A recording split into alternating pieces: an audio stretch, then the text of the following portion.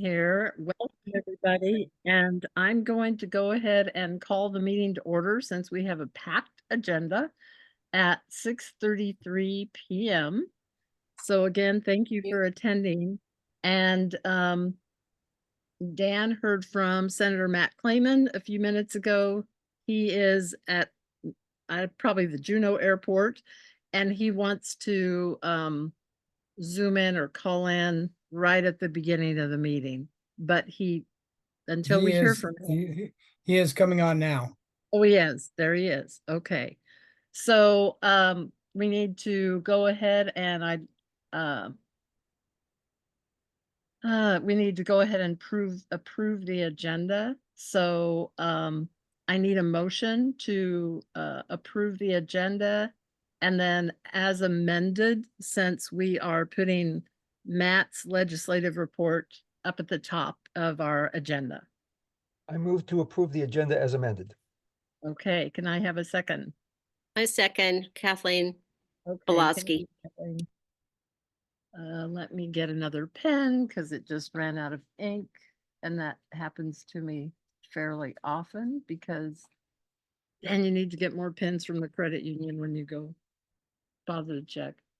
There's great pens, but they don't last long. Okay, so does anybody have any objection to approving tonight's agenda? March 6th, Turnagain Community Council meeting 2025 as amended to allow Matt Clayman, our senator from Juneau, to come next. If there's no objection, then agenda is approved. Okay, Matt, thank you for joining us. Sounds like you've got a flight ahead of you. Yeah, we actually aren't.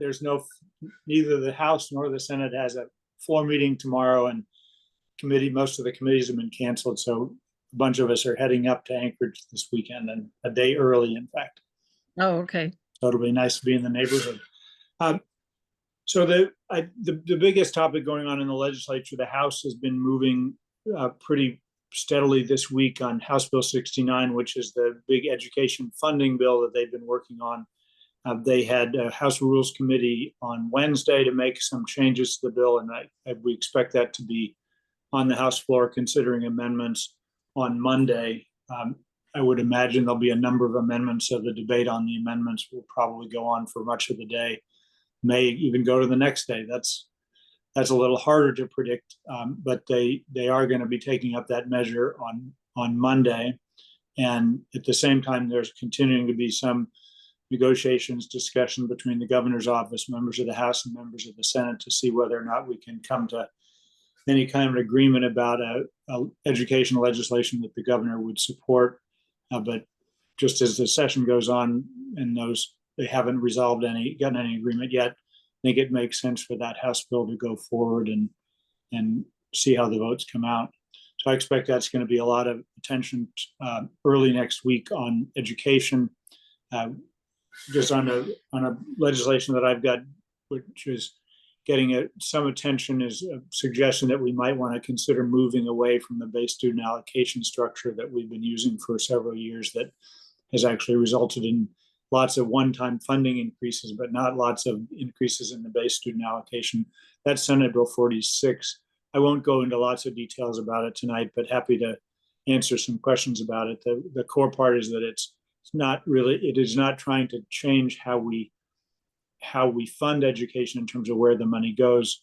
The formulas would stay in place, but the goal, instead of talking about a base student allocation, would really look at what did we fund for education in the past year, and that's where we start the next year. And you could see what was the inflation adjustment or not an inflation adjustment, but you'd still be looking at last year's funding as the starting point for discussions instead of the base student allocation, which is getting less and less connected to the decisions we're making.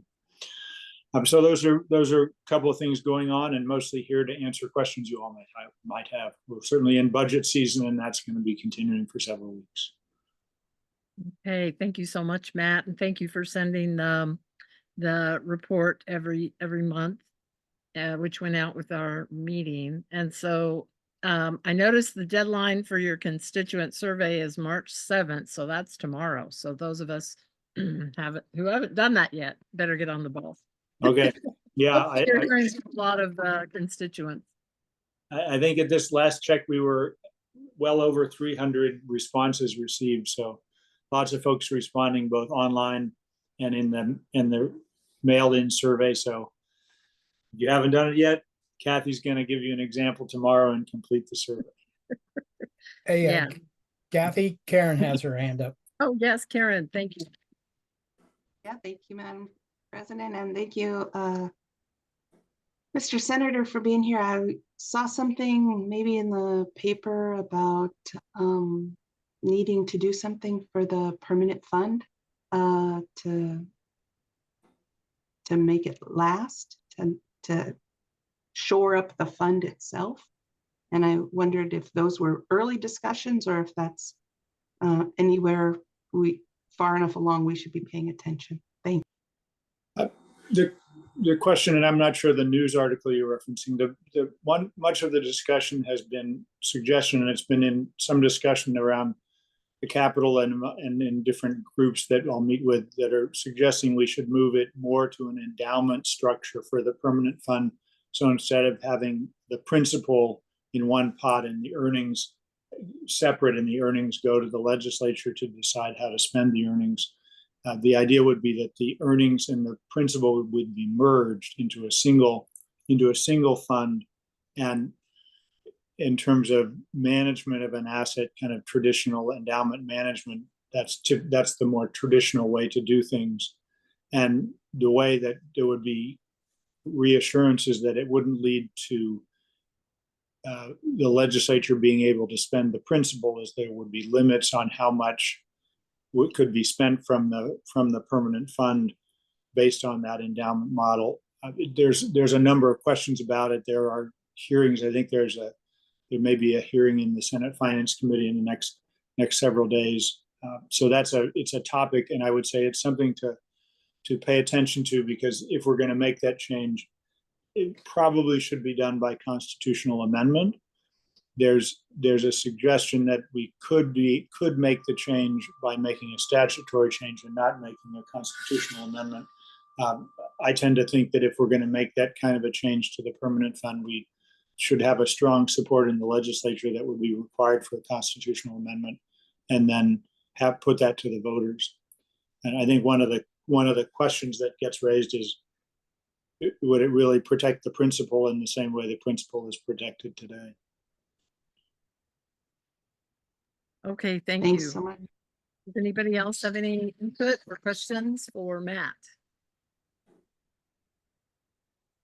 Okay, well, thank you so much, Matt. Really appreciate it. Well, thank you all for letting me be on early. I'll turn out the video, but I'll listen for a while until the scheduling of the evening makes me sign off. Thank you for letting me come on early. Certainly. Okay, so welcome everybody who has jumped in.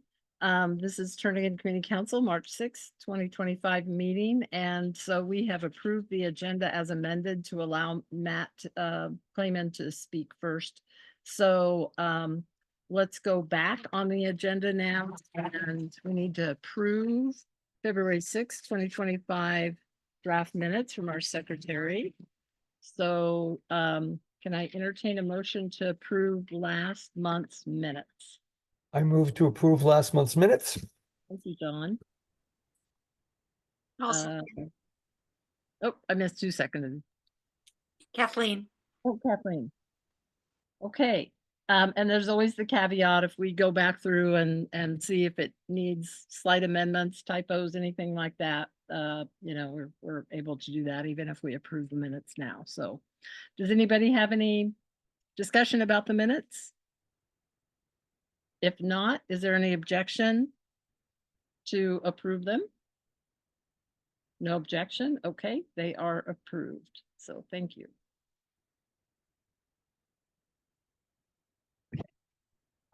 Thank you to Chris, our secretary, for doing that for us again this year. Okay, next on the agenda is announcements. I have think 3 of them, so I'll kick off and then see if anybody else has any announcements. So the Project Anchorage proposal, which would be a 3% sales tax, or I'm not sure, I don't know the details anymore. It's because it's been amended so much, but a sales tax. There was a town hall meeting last evening, and there's going to be another one hosted by the two sponsors of the ordinance, which is Felix Rivera and Randy Solt, Assemblymen. And so it is this coming Saturday at 4 p.m. at the Mountain View Library Community Room. So if any of you are interested about that, there's still an opportunity to attend one of these town hall meetings and ask questions and hear discussion about that. So then also we have got notice that there is an award that West High is looking for nominations for. So West High Exceptional Teacher Award. So a flyer went out with the meeting notice, and nominations are open through April 10th. So if you know any West High teacher that you think needs to be recognized, feel free to submit. And that would be at westhighteacheraward.com. And then thirdly, People Mover is great to let everybody know what's going on with their schedule. So they will be closed on Monday, March 31st, because that's Sewer Day. So it's official state holiday. And they are offering free rides the next day on April 1st, which of course is the municipal elections. So there's an opportunity to, this is a mail-in situation, so I'm not sure you do it in person, but they're offering free rides on election day just because they can. It's an important day for our community. So does anybody else have any announcements they'd like to share? Yes, Marnie, I see your hand up. Thanks, everybody. I have just two short things. First of all, you may have gotten your ballot review in the mail this week.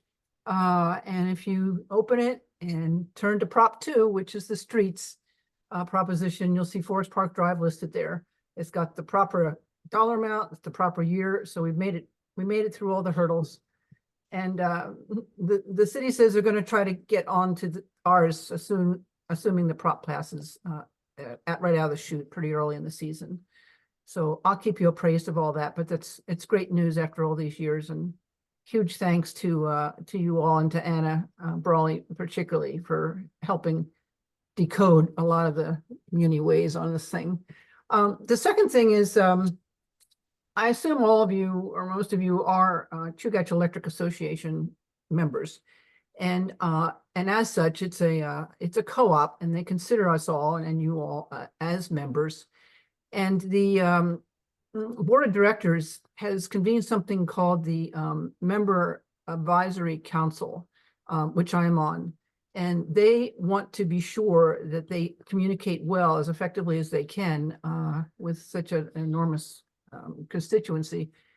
Any questions or any issues that you all may have. And of course, you're welcome to contact the CEA directly.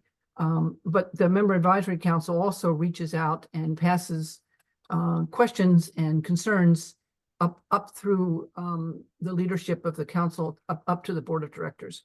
So if any of you have questions about CEA, good or bad or not, just clarifications, there's a lot going on. A lot of it is subject to non-disclosure agreements in terms of the gas negotiations, but it's a very legitimate and sincere request from the board of directors to have anyone weigh in with anything that they want to know about the operations of Chugach now and in the future. So with those two things, I'll turn it back to you. Okay, thank you so much, Marnie, and thanks for serving on that advisory board. So do they at least provide like refreshments when you meet, or Yes, get any compensation at all for this? you get dinner. At dinner. Okay, that's pretty good then. Yeah. Okay, thank you.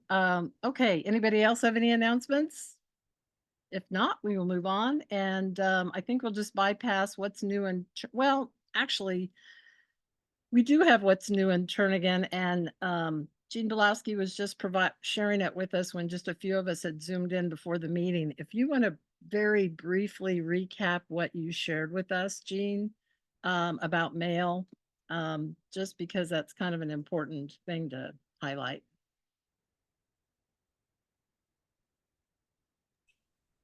Okay, sorry, I just took a bite of food. Oh, sorry, Um, I caught you off guard. Today, in the middle of the day, out in the street was a bunch of mail from all over Turnagain. And if you don't have a locking mailbox, probably it's a good idea to get one or have a PO box. But even if you have a box somewhere else, junk mail can still get into your mailbox and people are stealing it. There were 2 credit card offers from an address over on Warren's off and another one from West 41st. And then a handwritten card envelope from Galactica. They were all torn open and down in the street in the melting water. And our mailbox happened to be open and our voter registration or our voter pamphlet was down in the snow as well. That's the only thing that comes to this house. Just stuff from the city that comes to everyone. None of our personal mail. But anyway, just wanted to give people a heads up that keep an eye on your mailbox or get something that's secure, because I don't know if it happened when I leave for work, it's dark, so I wouldn't have seen it, but I came home for lunch and that's when I found all of it. So Well, thank you again, that's that. Jean, for giving us a heads up. Hate to hear about that. Okay, Sarah, I see your hand is raised. Yeah, hi. Good to see everybody again. It's been a couple months. I was on a coastal trail yesterday and I was just pleasantly surprised about how clear it is.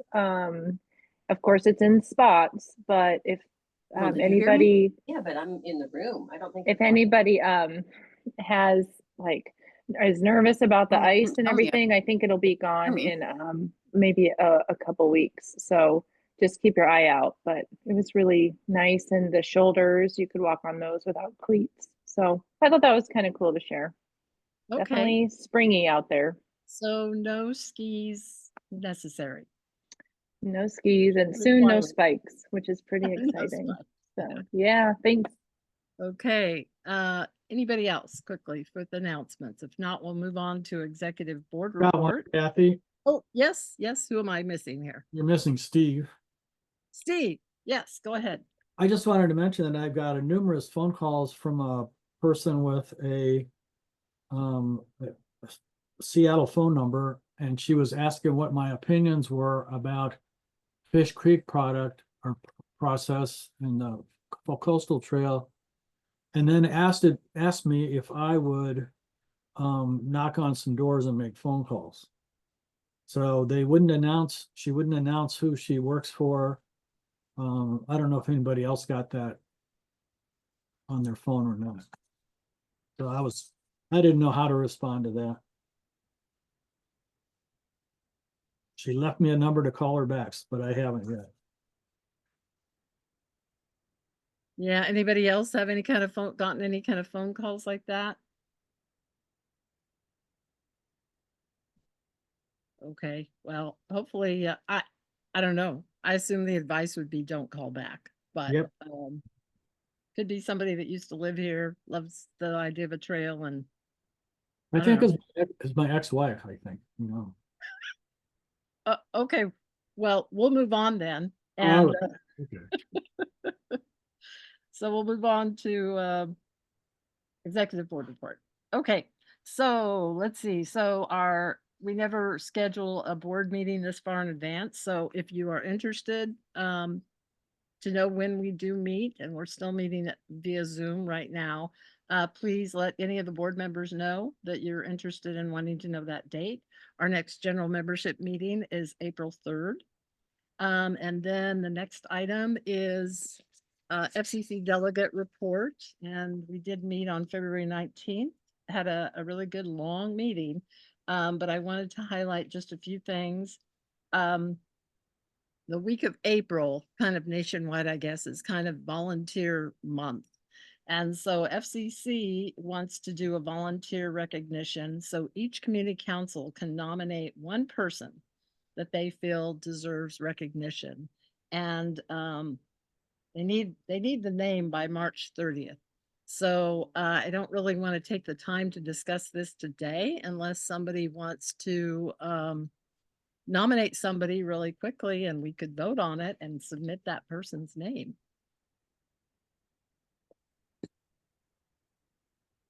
Anybody?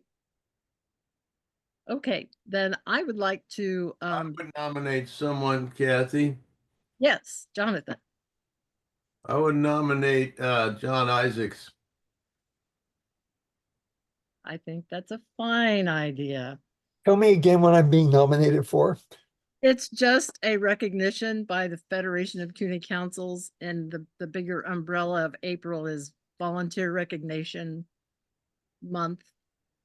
That you're the dude, John. Well, Jonathan, thank you very much. I'm honored to have that. That Well, thought put you forward. certainly go beyond the call of duty. Okay. I second that.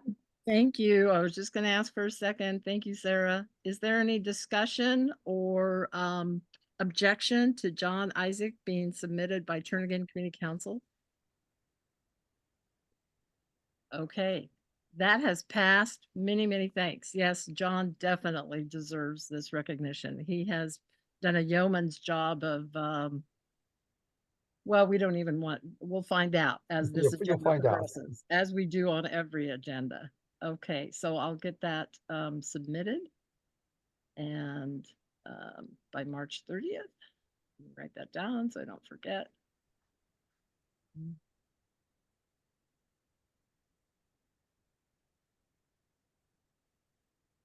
Okay, let's see. In addition as part of the FCC delegate, so we passed an FCC retention policy, which involves, the archiving of documents and meeting recordings and so forth. And so, I won't go into everything here, but there are limits on what they can do. They can only hold Zoom meeting recordings for a year. But I think Chris posts ours on YouTube on our own. We don't go through FCC to do that. So ours are in better shape. But there's still a lot of documents that paper documents that they have limited, ability to store as well. So if anybody has any questions about that, let me know. And let's see. The mayor is committed to attending 2 meetings a year to each community council, dates to be determined. So sometimes we do get a mayor's representative at our meeting, but it will be great to have the mayor herself attend, and we'll see when the attendance for our council will be coming up. So, and then just a reminder, FCC is sponsoring this Vision Through Action workshops on March 15th and 16th. And I'll be going on the 15th. And unfortunately, Karen is going to be unavailable, but Kathleen and I will be attending on the 16th. So, so does anybody have any questions about delegate report? All right, let me put that on my paper that it happened. Okay. You posted notes. Okay. Okay, next on the agenda under executive board report is so our 10-year community council boundary, that whole thing that's coming up is the public hearing goes before PNC next Monday, the 10th.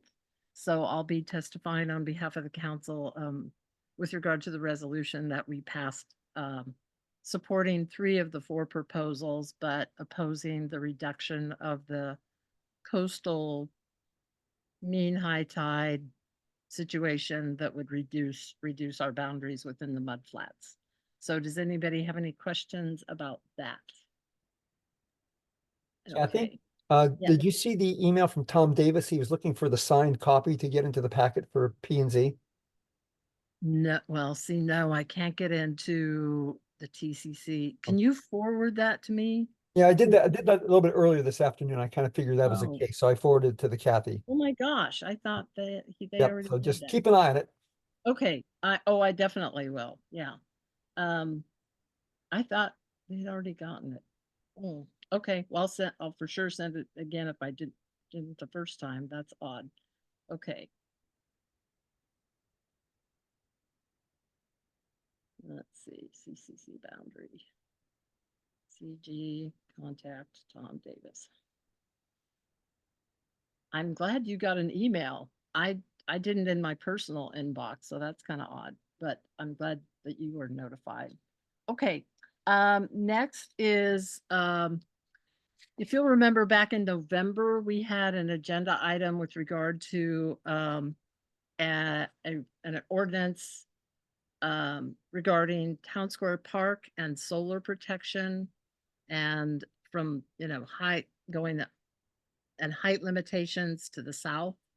And at that point, there was nothing to move forward. So we just said, well, whenever there's something to move forward, we can take it up again. Diane Holmes, who has taken the lead on this, was one of the attendees last November. She contacted me and said there is an ordinance that's being introduced. I'm not sure when, but it's coming up. And she recommended that we as a council not take any action. And that's just individually, myself, John Isaac, she mentioned any of you could just submit comments or testify on the ordinance. It's AO 25. Oh, that's not true. That is so not true. Wrong. Um, yeah, that's correct. I apologize. So it's AO 2025-31.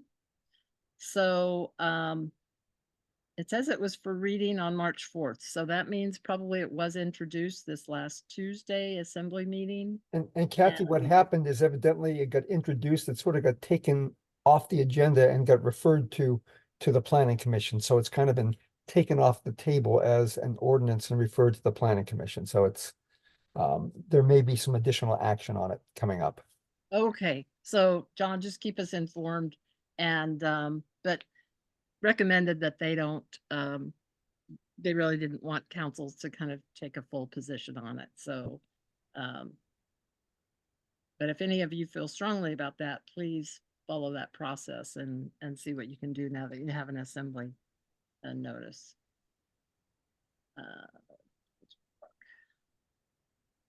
Okay, next item is Heritage Land Bank 2025 and 5-year plan update. The update is that on February 28th, the Heritage Land Bank Advisory Commission passed a motion to approve amendments submitted by HLB staff based on public input.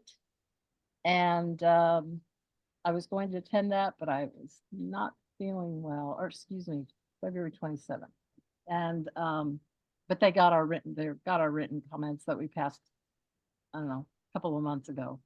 And so this will now go before the assembly, but I kind of communicated with Assembly Member Anna Brawley today, and she said it likely wouldn't, that it would be tentatively introduced April 8th with a public hearing on April 22nd. But we just kind of need to keep tracking that because so much stuff's going on that it may be put off a little bit. I did note that they did comment on one of our comments, and that's with regard to where the old Clitheroe Center was on parcel 4-03-3, I think, or one of those, either 3233 or 34. There is another nonprofit organization who is interested in leasing the old Clitheroe Center facility for use for rehabilitation as well. And so we need to get better informed about that. One of our comments that we submitted on the HLB plan was that we'd like to see a formal trailhead, nothing fancy, nothing but trailhead at the end of Point Runs Off Drive and then a simple trail that would connect up with the coastal trail up in that area west of the airport. And so we just kind of need to track that and hopefully maybe collaborate with Anna. I see you're part of this meeting, so I'm hearing from you in a bit to maybe see if we can figure out how that would be compatible with them leasing out that old facility and get both projects in the plan. So if anybody, does anybody have any questions about that? Okay, we will move on. And the last thing I have is just an announcement that on March 19th is the Lakewood User Group meeting. It's been quite a while since we've met. And Dan is our official TCC representative and I'm the alternate. I always go to all of them. So just FYI, anybody of course is welcome to attend. It is, let's see.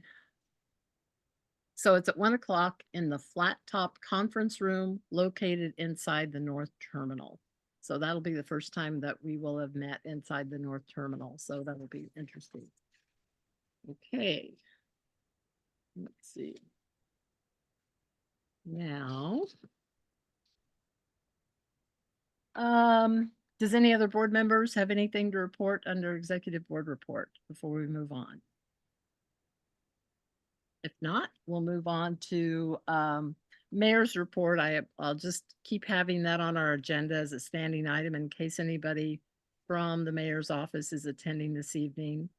And I don't see that that is the case. So assembly report. So Anna, you have the floor. Thank you. Hello. Yeah, hopefully you can hear me. So I'll give a brief update, a few things going on, and then I was taking notes as you guys were talking, so I'll come back to those after that. First is just a reminder about our election. Oh, and I should also say, I know Cameron is actually in DC this week, I think for something related to his other job. So he's not here tonight because that would be 11 p.m. Eastern time, and then I'm heading there next week. So for a conference for the National League of Cities. So anyway, so I didn't communicate with him beforehand, but that's where he is, I know. So, okay, so first, election. So, as you know, the election is coming up on Tuesday, April 1st. We are joking, it's not, not April Fools, it really is the election. I actually saw the ballot drop boxes out in front of City Hall and another building today, so we know they're getting ready. So some key dates just to mention, and I know this is all information that came from the clerk's office. They're really good about communicating. The first is that ballots will get mailed out to residents on Tuesday, March 11th, so next week. So look for that in the mailbox by the end of the week. To Kathy and Jean's point, just make sure you're keeping your mail secure there. Sounds like some issues. And then also just to say, some of these ballots have already gone out because we have folks who are serving overseas, they're deployed military, things like that. So, so the election is live right now, but for the rest of us, we'll get our ballots very soon. Two things you can do to keep track of your ballot. The first one is the service that we've had for a couple years now called Ballot Tracks. It is a way to sign up for text, or I think you can do email, but definitely text notifications for when your ballot gets mailed. When it doesn't tell you exactly when it shows up in your own mailbox, but it will tell you when you turn it in, when it's received by the clerk's office, and then when they start processing it. And then, of course, they don't count them until election day, but they get them all ready to do that. So that is something you can do online at www.anchoragevotes.com. And I'll put this stuff in the chat when I'm done. And so that's one service you can use. If you're already signed up, you should already be in that system. But if you're not already, you can sign up for that. The second thing, or third thing actually, after mailing out ballots, if you do not get a ballot in the mail, or you're concerned that that it was lost or whatever, give it about a week, because again, you have 3 weeks to vote, and then you can call what's called the voter hotline, and then that's also if you have questions about voting, if you need to vote in person, let's say your dog ate your ballot, right? Like any situation you have that you need help with voting, call 907 243 vote, and that's vote is 8683, and that's the general voter hotline. So you can call that for any reason, or if someone's like, hey, I broke my leg, I can't get my vote turned in, any of that kind of stuff, just call them. And then so just make sure you've gotten your ballot. And then of course, early voting or in-person voting will start a few days before election day. So it's not open right now, but it will be open later this month. So that's also an option. So that's the updates on elections. Let's see, another big update is just in general, we have a few key points in our budget process. So the first one was really in November for this budget cycle, this calendar year, was passage of the budget in November. So that was both our operating budget and then the capital project budget. And I'll come back to one example was the Forest Park Drive item, but that was all decided back in November. And so then what happens in the spring, there's a few, and I bring it up now because people usually aren't tracking what's happening with the budget, but there is an opportunity to engage in that coming up next month. Essentially, a few different things happen. One is that we get our school district budget. And of course, I'll defer to school board members to talk more about that. But we know that's a big deal. We know it was a really tough decision or tough vote this time around. But either way, we the assembly receive the school district's budget through the school board. And then, unlike the other parts of our budget where we can make detailed amendments, all we vote on is the top line number. So we vote on whatever the total budget number is that we get. And so we do have the option to vote less than that. I don't know the last time that happened. The assembly has really consistently over years fully supported the school funding up to the maximum that we're allowed to by state law. But other than that, that's a key part because that's also our local property taxes that pay for at least a big chunk of our schools. The other big part being state funding, which I know Senator Clayman already touched on. So that's one thing that has to happen in the spring. The next thing that happens is whatever happens on the ballot. The bond projects. I think. Sorry, I blanked out for a second. I think Marnie gave an example of that. We know those bonds come up every year. I personally encourage you to vote for them. Obviously, read what they are. So once those are all approved, then we also incorporate that into our budget for the year because they do increase the tax cap in the sense that that they are, property, or I should say, they don't increase the tax cap. They are property taxes that can be collected beyond the tax cap for those capital projects. So once that's done, that also gets figured out. And then lastly, once we make any adjustments to the budget in that first quarter budget revision, after we look at the first few months of the year, then we vote to approve essentially the revised budget. So that is the final budget for the year. And that is what we use to set our tax rates or mill rates in the property tax language.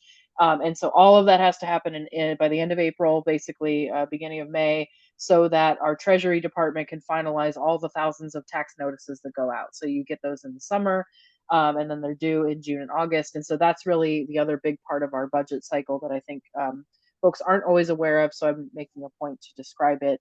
And so where you can plug into that process is you will see the revised budget get published on our agenda for April 8th, and then there will be a public hearing on it. So we don't make as many changes. It's not like the annual budget process where there's more kind of opportunity to make changes, but there are still areas there.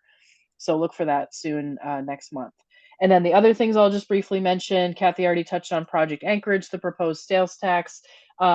And the second town hall that's coming up. I again am not a sponsor of that, but I can say the current version right now is there are some changes to it, but it's essentially the same basic proposal: a 3% sales tax, 2% going to property tax relief, which just means paying for general services under the tax cap, so that we don't use property taxes for that portion, and then another 1% goes to projects that they've proposed.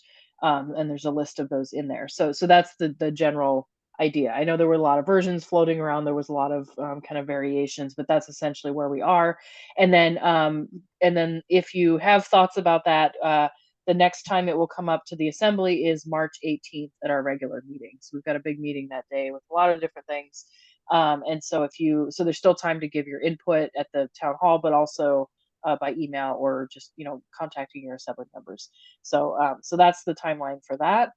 And then I'll just cover a few other really brief things that I can take questions. One is just an update. I've been working with Senator Clayman's office on basically picking back up the big issue that we have, which is Point Warren's off erosion, or just really, the bluffs around that area eroding. Obviously, we know the coastal trail has already been moved in one area just to avoid it, falling in the ocean. And then at some point, we also have to be worrying about our runways, right? Like there's just a lot of critical infrastructure over there. So I don't have an update in terms of what the solution is, but just to say I've been working with Senator Clayman's office on really just digging into that issue and starting to ask again, what is the process that we get that attention to that and fund it eventually? So that's really, I'm just saying right now we're looking at it and we'll have more updates later. But I know that conversation has been going on for a long time, but maybe got dropped off the radar for a while, so we're picking it back up. So that's one thing just to note. And then just a couple follow-ups from things that people mentioned. Marnie covered Forest Park Drive. We heard this morning when they gave an overview of capital projects they're anticipating for the year. That is one of them in summer 2025. So that's exciting. I know it's been around for many years. And then when I was president, we got some of the funding there. So many year saga there. And thanks to the Safe Routes to Schools folks for continuing to push for that. The other things, HLB, I would anticipate that the plan goes to it sounds like to our April meetings to be introduced. And then of course it'll have a public hearing. I think given everything going on, it's probably likely that the public hearing will be in May. Just because April 22nd is going to be a big meeting with our budget and so on. But just to say it will be there in April at some point. So look for that in about a month.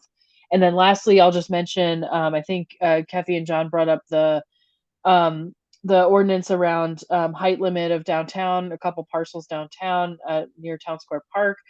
So that one was introduced on Tuesday.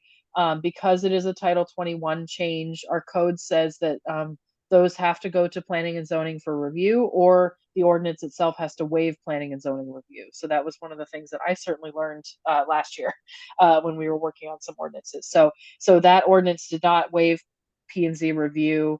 And so that would be its next step, is to go to planning and zoning. So I don't know the timeline for when it'll come back to the assembly.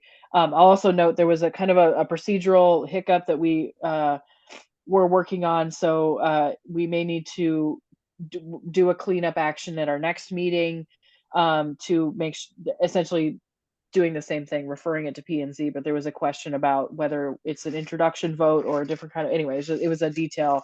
But either way, it's going to Planning and Zoning Commission. So that is the update there. And I think I'll stop there and just see if there's questions. Okay, thank you so much, Anna. You covered a lot of ground.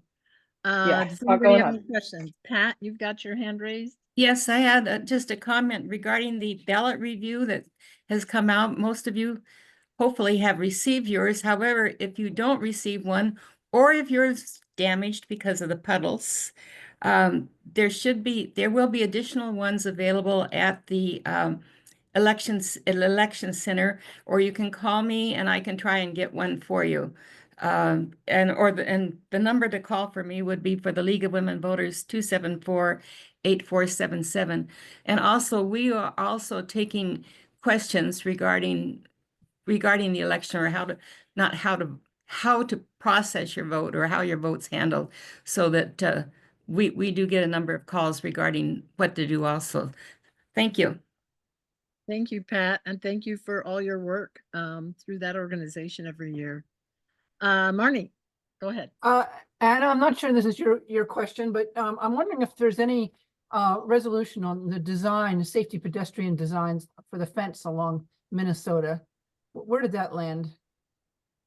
Yeah, good question. I know we advocated to DOT to change it, and then there wasn't a lot of interest in that, unfortunately.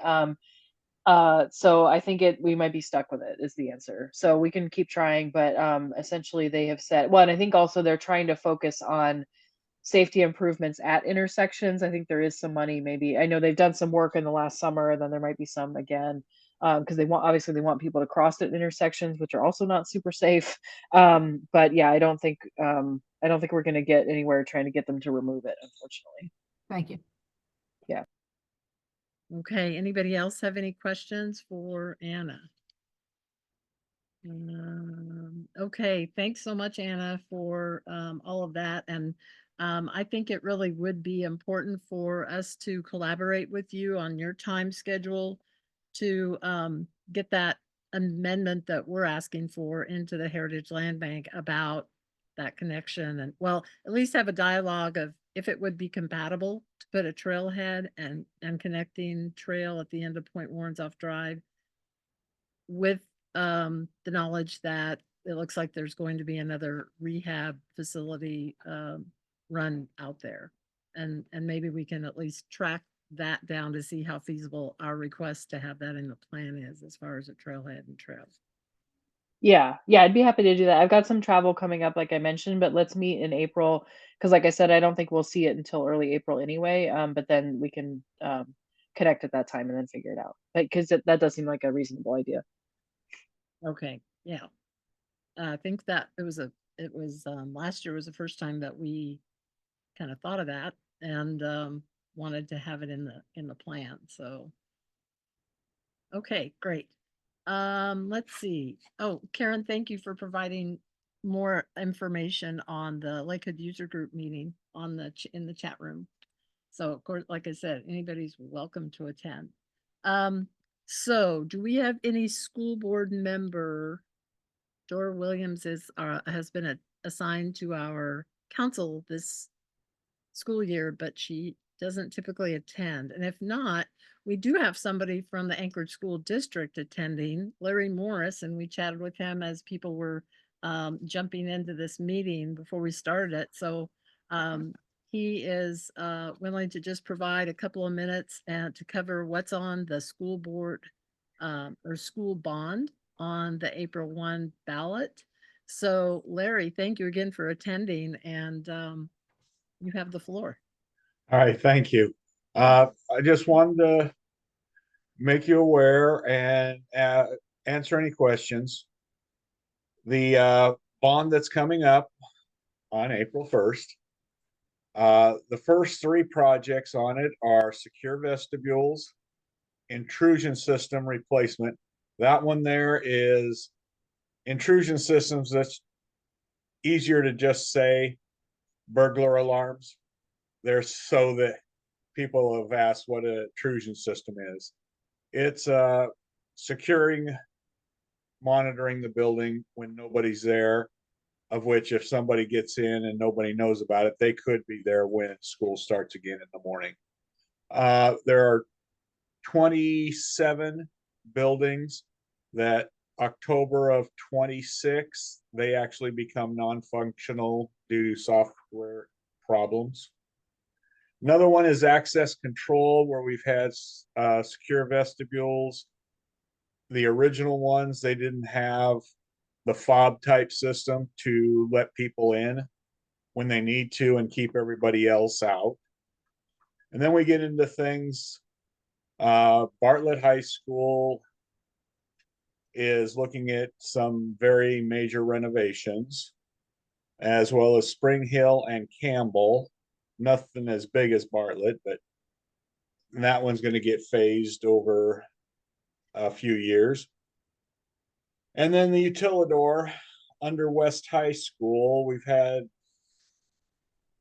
as had done in the past, you got piping. Basically, it's a big tunnel underneath the high school where things like water, heating, sewer, electrical all goes through there.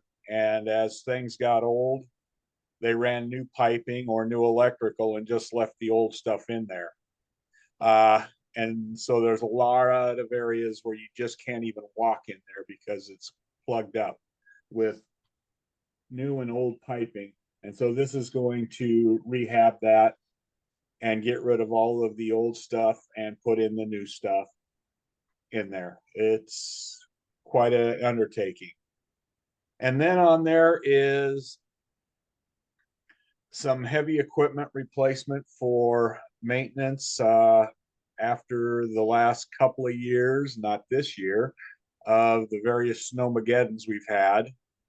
Some of our equipment is over 20 years old and during this time, we were finding it, almost half of it was laid up, needing to be updated, repaired. And so there is some money in there to actually replace some of that equipment and get it ready for the next winter, which hopefully is more like this winter, but probably won't be. And if there's any questions on that, I'm here to answer. Okay, thank you so much, Larry. Does anybody have any specific questions about what's on the school bond on our April 1st ballot? Seems like pretty essential stuff. Okay, thanks so much, Larry. I appreciate it. And I think I've done this before, so I so apologize. I skipped legislative report. We did hear from Senator Matt Clayman at the beginning of our meeting, but I see Carolyn Hall, our representative, has joined us. So Carolyn, would you please provide briefly a legislative report from your perspective? Sure, thanks, Kathy. Yeah, sorry I'm late. I thought maybe I was timing it right on the agenda with everything. So I am not sure that the report got distributed. Maybe I missed it, but I just want to let everybody know I did submit a legislative report from our office, but very early this morning. So we will be better timed with those moving forward. So there will be a written report that is kind of a slimmed down version of this. But I think the big things that I want to report, because I'm not really sure what Senator Clayman might have already shared, though, is I'm going to be having a constituent meet and greet on Saturday, March 15th. So that is a week from this Saturday, and it's going to be from 11 to noon in the community room at the Jewel Lake Kaladi Brothers. And then another important note is on Saturday, April 5th, there is the Anchorage Delegation Town Hall, and that is going to be taking place at the Cuddy Hall on the UAA campus. And I believe the timing of that is from 2 p.m. to 4 p.m. So those are two mark your calendar kind of items. I think additionally, and again, I'm not sure how much Senator Clayman might have shared, but we anticipate in the House, we will be having amendments received and voted on House Bill 69 starting on Monday. That is what's more or less scheduled at this point. Things could always go a little sideways, but that's what we anticipate right now. And so hopefully we'll be able to do our work on House Bill 69, which for those who are not aware, that is the public education funding bill that now has a bunch of policy amendments to it that the House Rules Committee adopted as a new committee substitute to the bill on Wednesday. One amendment to that was adopted as part of that process. And so we're hoping to have that as part of our discussion on the House floor starting next week. Then another note, the Senator Gray Jackson sponsored Senate Bill 43 on about establishing March as Women's History Month, and I carried the House companion bill on our side. And today I'm really excited to share that the bill was passed out of State Affairs, the House State Affairs Committee.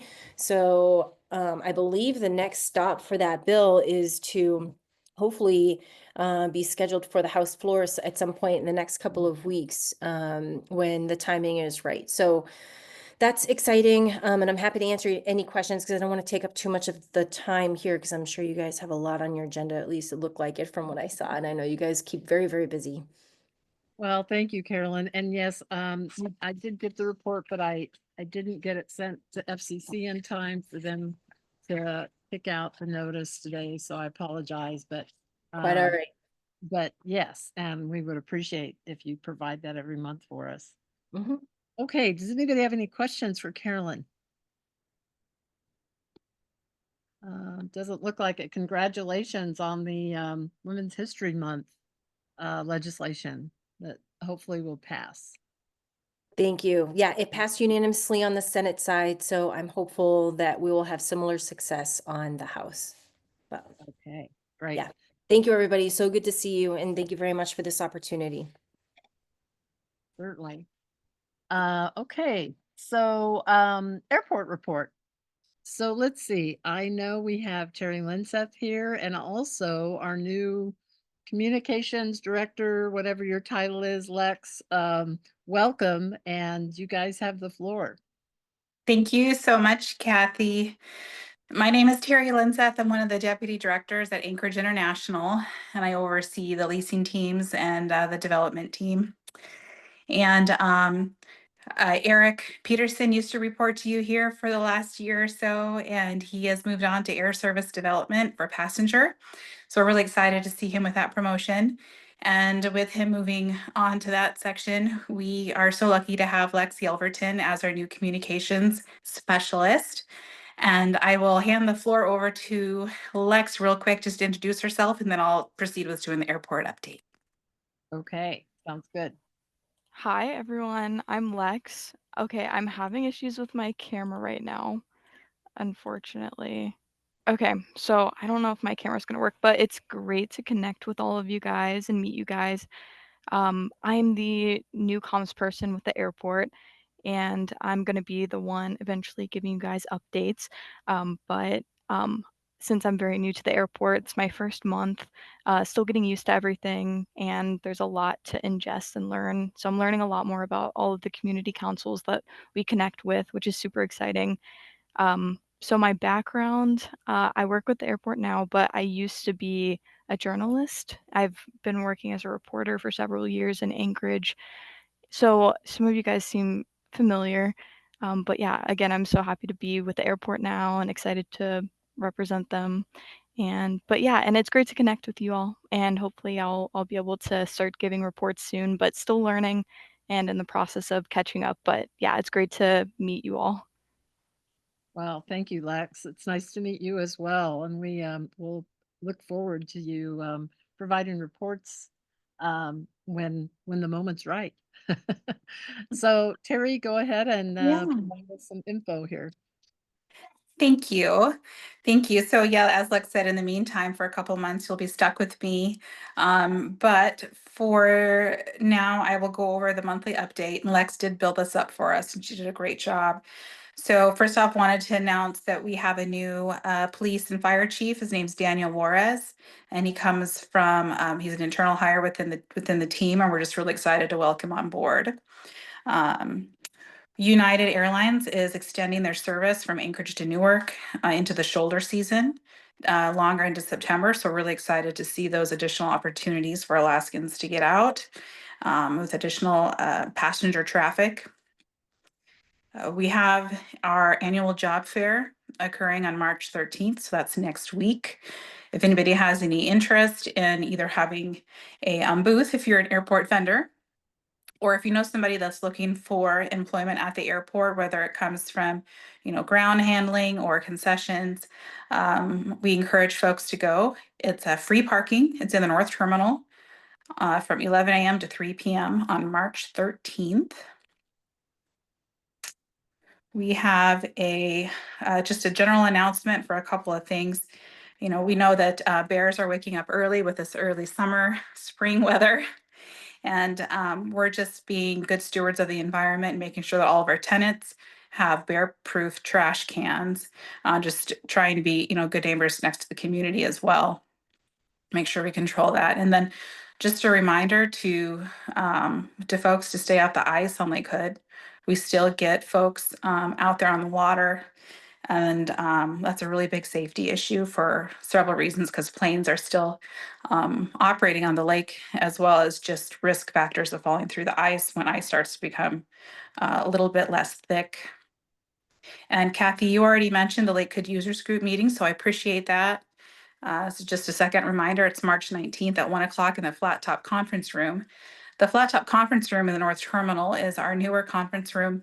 And when you walk in, we'll make sure that there are signs so you know how to get to that. But right when you walk in the North Terminal, there's a set of escalators up the stairs or stairs, and you go up there and the conference room is just directly to your left. And we will be offering free parking for that as well. And then just our typical announcement too, to just ask folks that if you have any interest in airport ongoings, to sign up for Gov Delivery so you can make sure you get those emails on special announcements. And with that, that is all I have.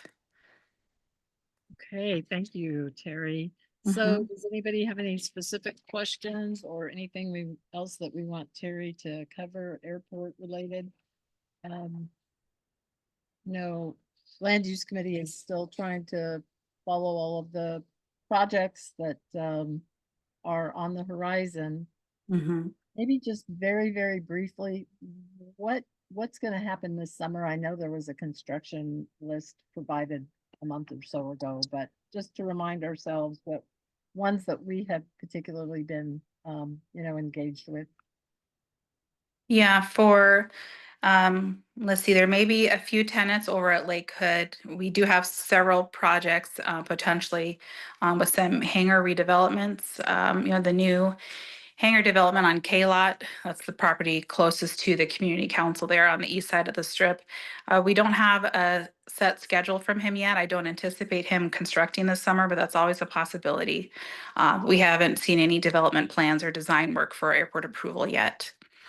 Let's see, we have an airport project improving the road around Lake Hood and for the vehicle roadway. That's not necessarily going to impact, your neighborhood, but we do continue to require all construction vehicles and traffic to utilize Old International Airport Road and stay off of Northern Lights Boulevard. That continues to be a requirement in our building permit processes. Lake Hood Drive that connects Northern Lights into Postmark Drive will be shut down for a portion of the summer while we do a little bit of dirt work, surcharging some of that parcel just north of Echo Parking. I don't have my map pulled up, but it's the area where we are relocating the Charlie parking due to the tower. So that will be occurring sometimes this summer, and I don't have the exact time frame yet. But at the next community council meeting, I'll make sure that we have that, and we'll bring a map to highlight all of our construction projects. Our engineering team is putting together a brief narrative and an updated diagram of all the construction that's happening at the airport. And we always present that every year to the 3 contiguous councils. And so next month in April is our slated discussion to go over all the airport construction projects. So we'll make sure we have more details for you at that time. Okay, great. John, go ahead. Just to give you a heads up, Terry, it probably is going to become time before too long for our next quarterly meeting with the airport director. It'd be a great opportunity to meet Dave Bronson. So while we haven't talked about it formally, maybe sometime in April. So something to sort of think about, and if there's some dates that might be good or bad, you might start giving that some thought. Yeah, you bet. I'll take a look at his calendar and my calendar, and we'll set up a time frame for sure. And we're really excited to have Dave on board with his expertise in operations from the airport perspective, as he was a pilot for many, many years. And so he's overseeing the operations, safety, and maintenance teams at Anchorage International. Great, thanks. Yeah, thank you. Yeah, we look forward to updating Mr. Bronson on all of the things that we always like to talk about at these meetings. Yeah, He for won't sure. know what's coming after him, but he'll get it. He'll get it quickly. Just FYI, and I apologize, going back to kind of under school board report, so to speak. Kathy? I'm sorry, what? Oh, sorry, Jonathan. Go ahead. You have a I'm question? sorry, I have a question for Terry. Sorry, Jonathan. Terry, when do you anticipate construction to begin to resurface Lake Hood Drive after 4 years of delay? I do not know when we're going to start that project, but I will have that for you at our April update. Thank you. Yeah, you bet. Okay. So very briefly, the school board I listened to Spenard Community Council meeting last night and Dora Wilson did attend their meeting and she did indicate that Alaska Native Cultural Charter School is going to be, I don't know when the lease will be approved, but they've chosen that charter school to lease out Lakewood Elementary, which is going to be shut down as a standard public school at the end of this school year. So if you'll recall, we did have the German immersion representative to present that they were hoping to lease it out, but the school board did choose Alaska Native Cultural Charter School. So look forward to them joining our neighborhood when we get more information on that. So okay, let's see. I think we've got all our reports and we'll move into old and new business, which is always filled with lots of goodies. Let me just make one note on what Terry said. Okay, so we have gotten notice that the 2025 for 2026 projects, CIP Capital Improvement Program project ranking is now officially open. The time frame is open and we need to provide comments by May 20th. And each year when this comes up on our radar screen, we form a committee to review our previous project list from last year and discuss what we would propose to the general body at our April meeting or May meeting, depending on probably May because things are pretty busy. But a committee can be formed and we can decide when we want to meet and then when we have recommendations to provide as far as ranking. And these are a combination of road and drainage and parks and rec projects. So would anybody like to serve on a CIP committee this year? Pat, I know you're usually engaged in this process. Would you like to be part of the committee? Pat Redmond? Are you there? I'm here. I'm sorry. I wasn't paying attention. So what was the committee for? Geez. Real quick. The annual capital improvement project program. Oh, yes. So we would form a committee to provide to the general body for approval. Right. Yes, I will help you with that. Excellent. Thank you. Anybody else interested in serving on that committee? Kathy, I think I've done that one a couple of times. Sarah Haley? We would love to have you on this committee again. Anybody else? Anybody at all? I'll be on it. So we're gonna have an all women's representation. Karen, you want to be on it? Yeah, I think so. Thank you. Anybody else? Last call. Okay, thank you so much for volunteering and we can just coordinate when is a good time. Actually, there is the Muni is going to go ahead and put on a technical training session on March 18th for presidents who have to go in every year. And we had a big discussion about this at our last FCC meeting.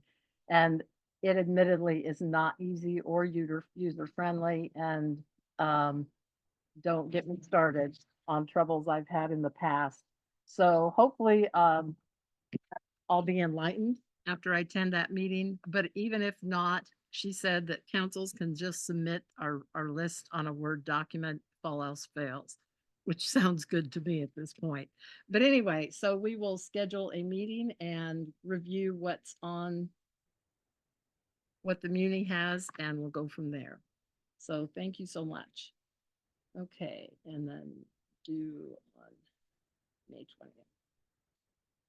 Okay, next item on the agenda under old and new business is our candidates forum. And if you haven't gotten word yet, because it's kind of come together in a interesting way, but Kathleen McCoy has done a yeoman's job of taking the lead on a West Anchorage candidates forum for the April 1st election. So Kathleen, do you want to just jump Yep. in and provide us where we're at now and what we need to be doing between now and the date, which is March 20th for our event?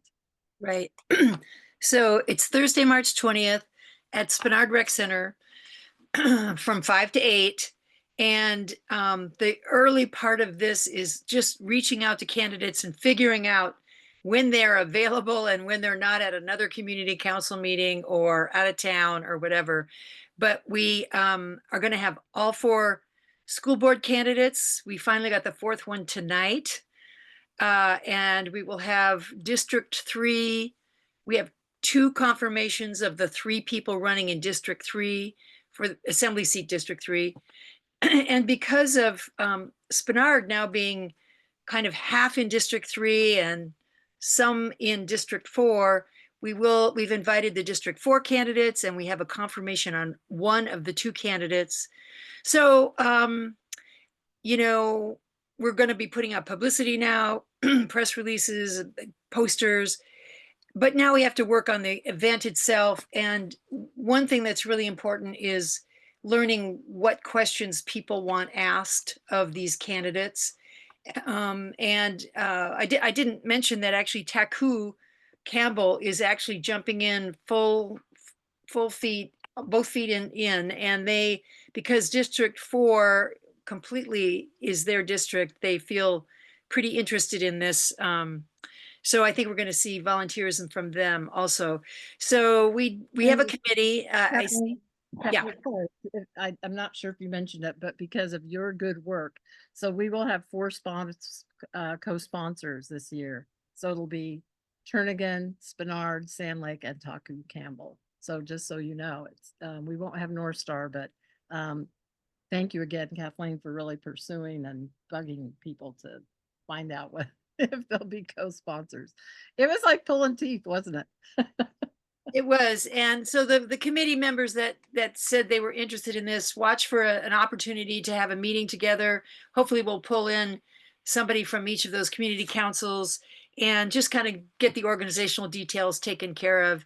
And but again, I'm really interested in good questions. If you can put them in the chat or send them to Kathy, so we can develop a good, we'll have questions from a moderator, but we will also allow people attending, if time allows, and I think it will, to ask some questions. So if there's any questions, let me know, but we're just, you know, working our way through this thing. Yeah, and I mean, it's really coming up quickly. And so thank you again so much. One of the things that we absolutely need to do, if anybody can commit tonight, is setup. We have a really tight time frame. We have the Spenard Rec Center room from 4:30, starting at 4:30, and our event starts at 5. So we are definitely going to need to have a crew of dedicated and organized people to get that multi-purpose room set up quickly. So yes, let's see, I've got Jean and Sarah. And who else is raising their hand? John. Can you convince Marnie to help out too? We'll see. I'll try. Oh, okay. Maybe Marnie. Yep. Anybody else? Daniel, are you willing to help out? Husband Daniel. He's probably okay. Kathy. What? Okay. Yes, Dan. Okay. And Kathy, I'll volunteer too. Kathleen Belosky. I'll get there as soon as I can. And of course, we hope that helpers from the other 3 co-sponsoring councils will, you know, provide. And Sandy, wow, we're gonna have a great crew. Okay. So this is setup committee, and thank you. So when we discuss questions, I know we had kind of set up a committee for, organizing. Kathleen, you've just done 99.9% of it so far. Yeah. But is there anybody that wants to, as when we try and set up something with the other three councils to discuss questions and kind of logistics? Because we'll have to have one meeting. Does anybody want to attend that besides Kathleen and me? Okay, that's fine. Okay, so anything else, Kathleen, on that item? That's just, it's really exciting. Not really. The reason we're starting at 5 is because school board candidates needed to get to other events that they had to speak at. And so I also thought we might, at the end of the evening after the assembly members, because it looks like we're going to have 3 of them, we might have a little time at the end to just run through the propositions quickly for people, just to update them. So that's another thing we might do. But anyway, thanks everybody for your help, and we hope to see you there that evening. Thank you. And Larry from the school district, as we were chatting about this forum event, said that he would be willing to attend and bring handouts on the school bond and speak to the school bond if time allows towards the end of the event. So really, really appreciate that, Larry. And we look forward to your participation. Okay, anything else on forum, candidates forum? If not, we will move on. And now I'm going to turn this over to Don Isaacs because I can't even begin to start talking about next items on the agenda. So John, why don't you just take it from here? Okay, and Kathy, I'm assuming I can hit share screen and bring that up? Yes, please. Okay, so I'm going to talk about 3 things. I'm going to talk about the testimony we submitted on AO 2024-104, which was a 3-year suspension of the multifamily design standards. Talk about the 2 sets of testimony, written and oral, on the planning and zoning case regarding changing standards related to site access. And then the last thing I want to talk about, which I'm going to spend more time, is I had a chance to sit down for an hour with Melissa Babb as planning director. And most of you sort of remember that Melissa lives in Turnagain. She was on the land use committee for a while. She graciously gave me an hour of her time, and I spent a lot of time covering ideas and suggestions on what's happening. And so there's a lot of things potentially coming down the pipe that we need to be aware of and participate in as a community council. So that'll be the last thing I'll talk about. So with the first one, let me see if I can pull off my share screen here. Let's see. Resolution here. And John, if you mentioned it, sorry, I was taking notes, but we do need to ratify some of these items, so. Okay. Yeah, I'm going to see if I can get to this. Maybe. Okay, here we go. So let's try that share. So hopefully you are seeing what is the testimony on 2024-104. So there've been 2 recent ordinances that we testified on related to the Assembly and Administration efforts to encourage construction of more multifamily housing in Anchorage. Both the Assembly and the Mayor's Office have formally adopted housing strategies. The Mayor's strategy calls for construction of 1,000 housing units per year over the next 10 years. If you look at the 2023 permit information, there was roughly only 200 new housing units permitted. About a third of those were multifamily. We do have a housing crisis, and it is real. It is having impacts on young people being able to afford housing and retaining workers. And in fact, we're losing people to the Matsu because they really have not much in the way of land use standards there, and their costs are probably a little bit lower. So with this one, the suspension of multifamily design standards, this ordinance suspends certain design standards for multifamily housing for 3 years. It doesn't affect lot size, it doesn't affect setback, it doesn't affect height limits or safety standards. In addition, it requires an annual review by the planning department to determine if the suspension is having the desired effect of encouraging more multifamily housing. I'm personally thinking this, I think this is a great idea because in many cases we pass these ordinances and we're not necessarily tracking whether they're having the desired effect. And equally importantly, we're not tracking if they're having undesired effects. And I'll get to that in a minute.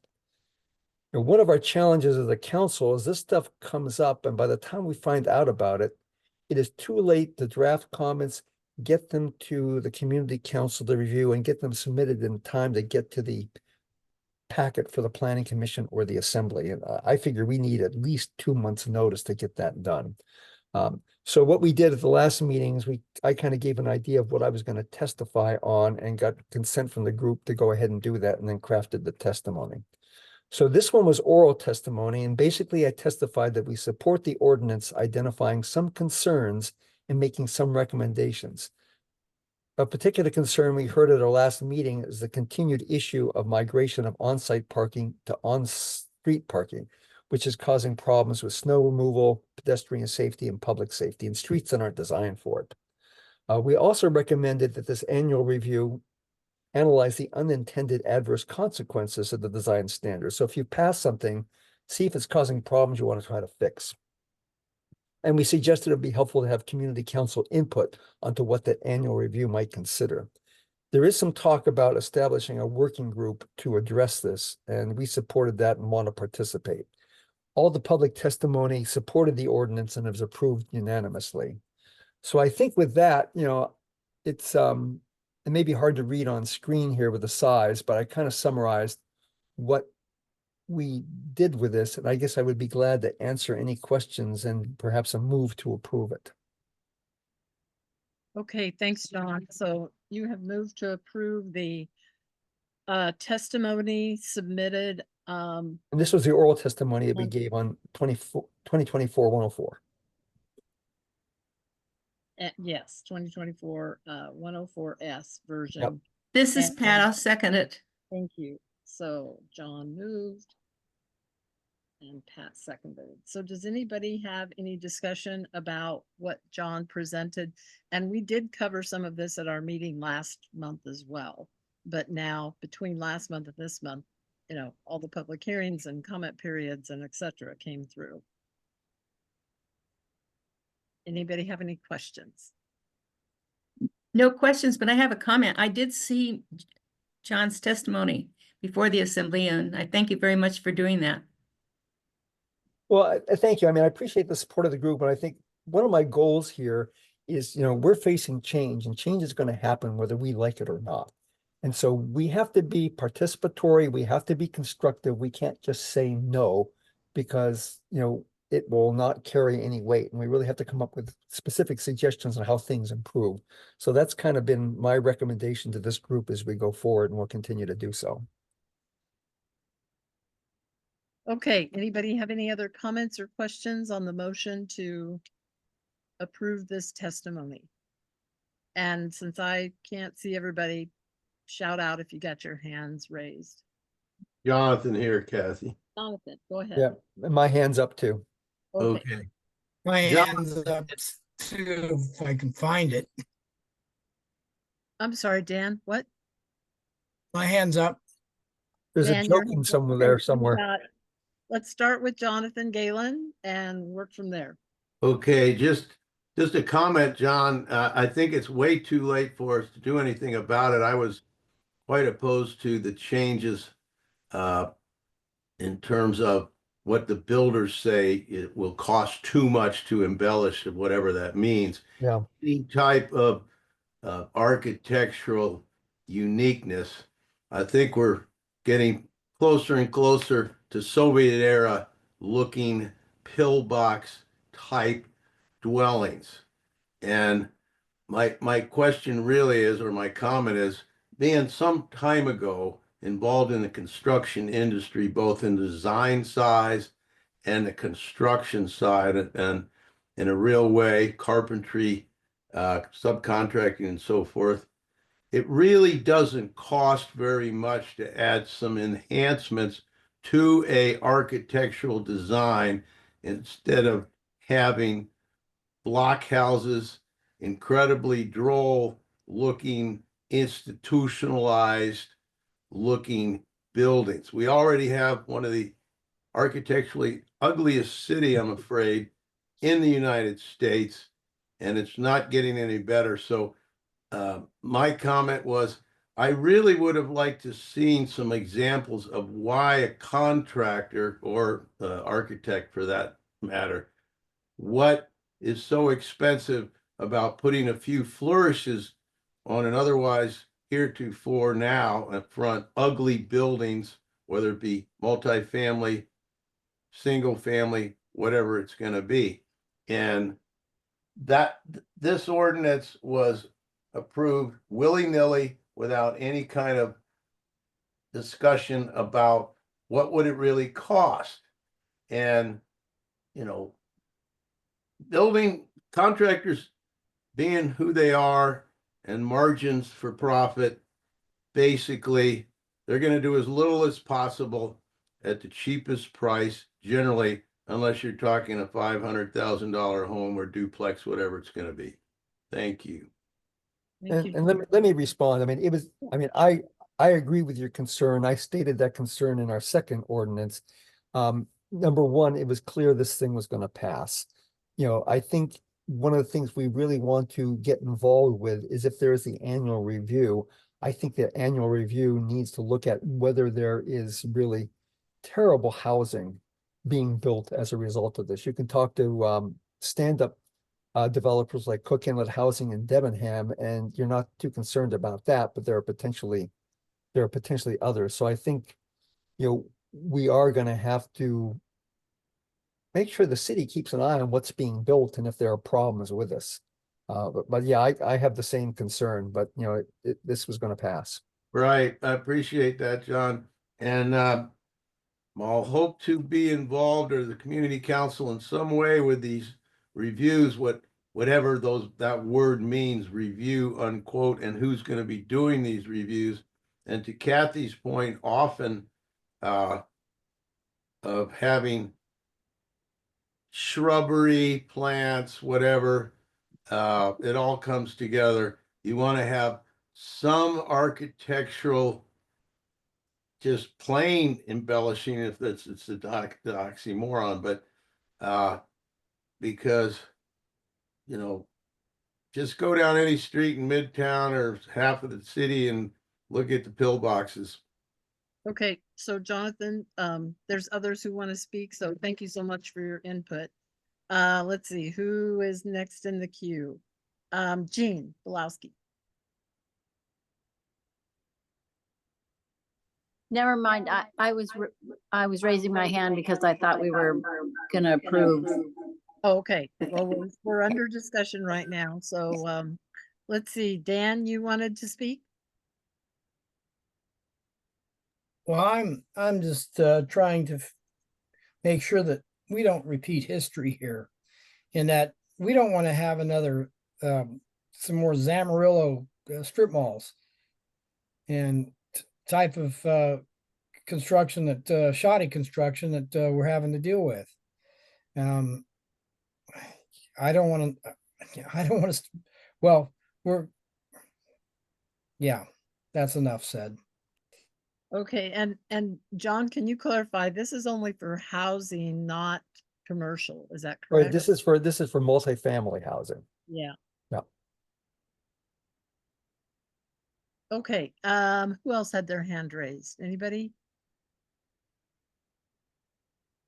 If not, let's go ahead and vote on the motion to ratify the TCC comments provided, testimony provided on AO 2024-104S version on the pausing of suspension of 3-year suspension of multifamily design standards. So all in favor of supporting, please raise your hand, and if the board can help me out on counting hands, maybe if you want to take this back off of the screen share, John. Yeah, I'll do that. Thank you. Yep. Okay, let's see. Let me vote as well if I can. I'll just put my hand up. So 1, 2, 3, 4, 5, 6, 7, 8, 9, 10, 11. I'm seeing 11. Did I miss anybody?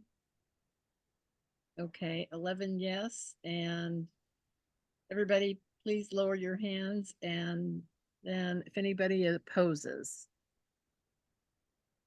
Karen, are you a yes vote? Sorry, yes.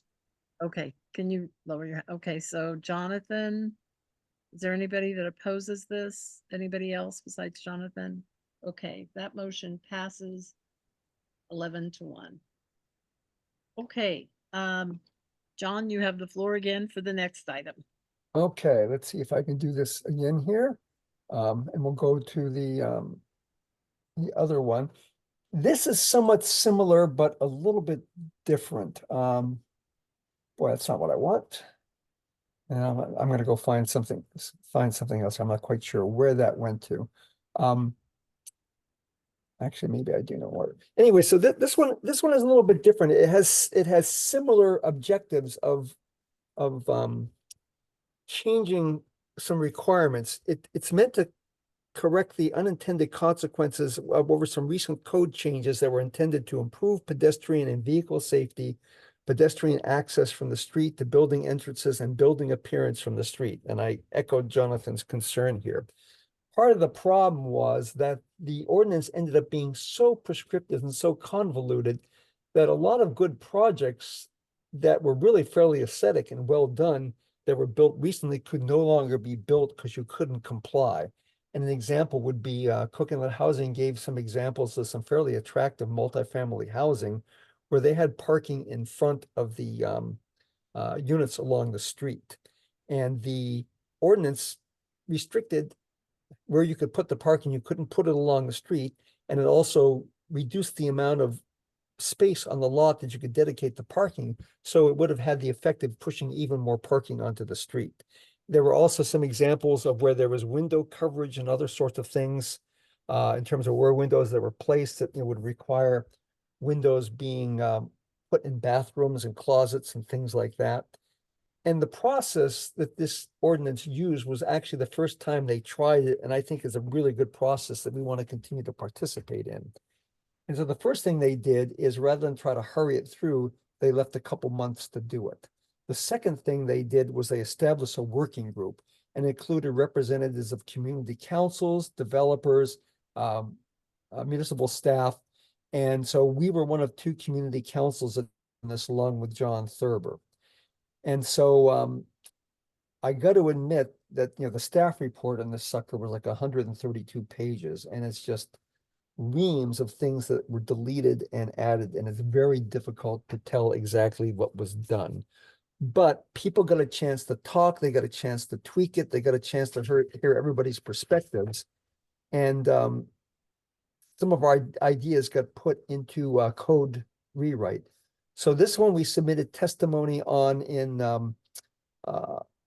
February 10th to get it into the P&Z packet, and then I testified this Monday before P&Z. And I took the same approach. I expressed support for the ordinance, identifying some concerns discussed in our February meeting, like further relaxation of on-site parking requirements, which pushed more parking into crowded streets. I spoke against elimination of landscaping requirements. And the last one was the one that Jonathan and others have talked about, which is return to the ugly box jammed together housing in the 1970s and 80s. The staff report said this would not do anything to put more parking on the street, and they said it wouldn't eliminate landscaping requirements, so I have to take that at face value. We still have the fear of this being ugly box jammed together old housing. But again, everyone who testified in this was pass it and even get more drastic. There's a real drumbeat out there to get rid of a lot of regulations, for better or for worse. So the recommendations we included was also to ask that the planning department do an annual report on this ordinance, analyzing whether it's effective in encouraging multifamily development and unintended adverse consequences of the design relaxations. Again, particularly parking, landscaping, and ugly housing. So we'll see. What happens next is that this goes to the assembly, and they haven't introduced it for hearing yet, but I expect they'll do it soon. So we will get another shot at the apple if we want to talk about this some more. So there are two pieces to this. The first one is sort of the written testimony from February 10th, which I think was distributed to everyone. And the second piece is the oral testimony that I gave last Monday. And I will say that, there really weren't many people in the audience at the oral testimony, and there wasn't a lot of debate, and it got passed. And I'll have some observations on pros and cons of a planning commission public process in a minute. So I guess with that, do we want to move these sequentially or together? What's your direction, Kathy? I think since they basically say the same thing and reflect the same thoughts, that we should go ahead and do it together. Okay, so I would move that we With approve. that, no, oh, yeah, go ahead, John. Okay, so I would move that we approve both the written testimonies submitted on February 10th on 2025-0018 and the verbal testimony I gave on March 3rd for the same case. And if you could rephrase that to ratify instead of approve. Yes, to ratify, yes. Second, Dan, was that you? yeah, it's Dan. Okay, thank you. Okay, does anybody have any discussion on this motion to ratify the written and testimony to Planning and Zoning Commission with regard to updating Title 21 standards on site access, etc.?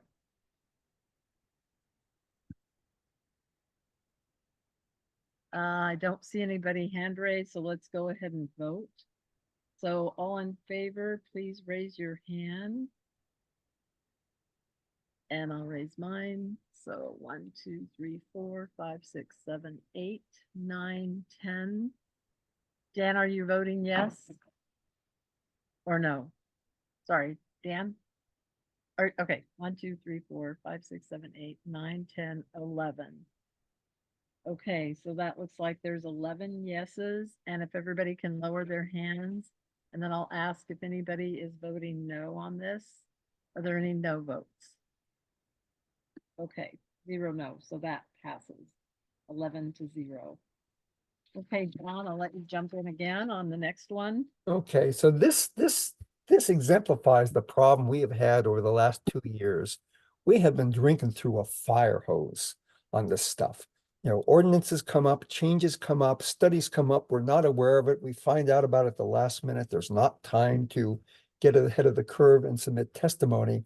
And my thought was, this has got to change. And potentially with the new administration, there is the possibility of having change there. And so again, with Melissa being sympathetic, I'm going to share the screen again and had a chance to sit down and talk with her.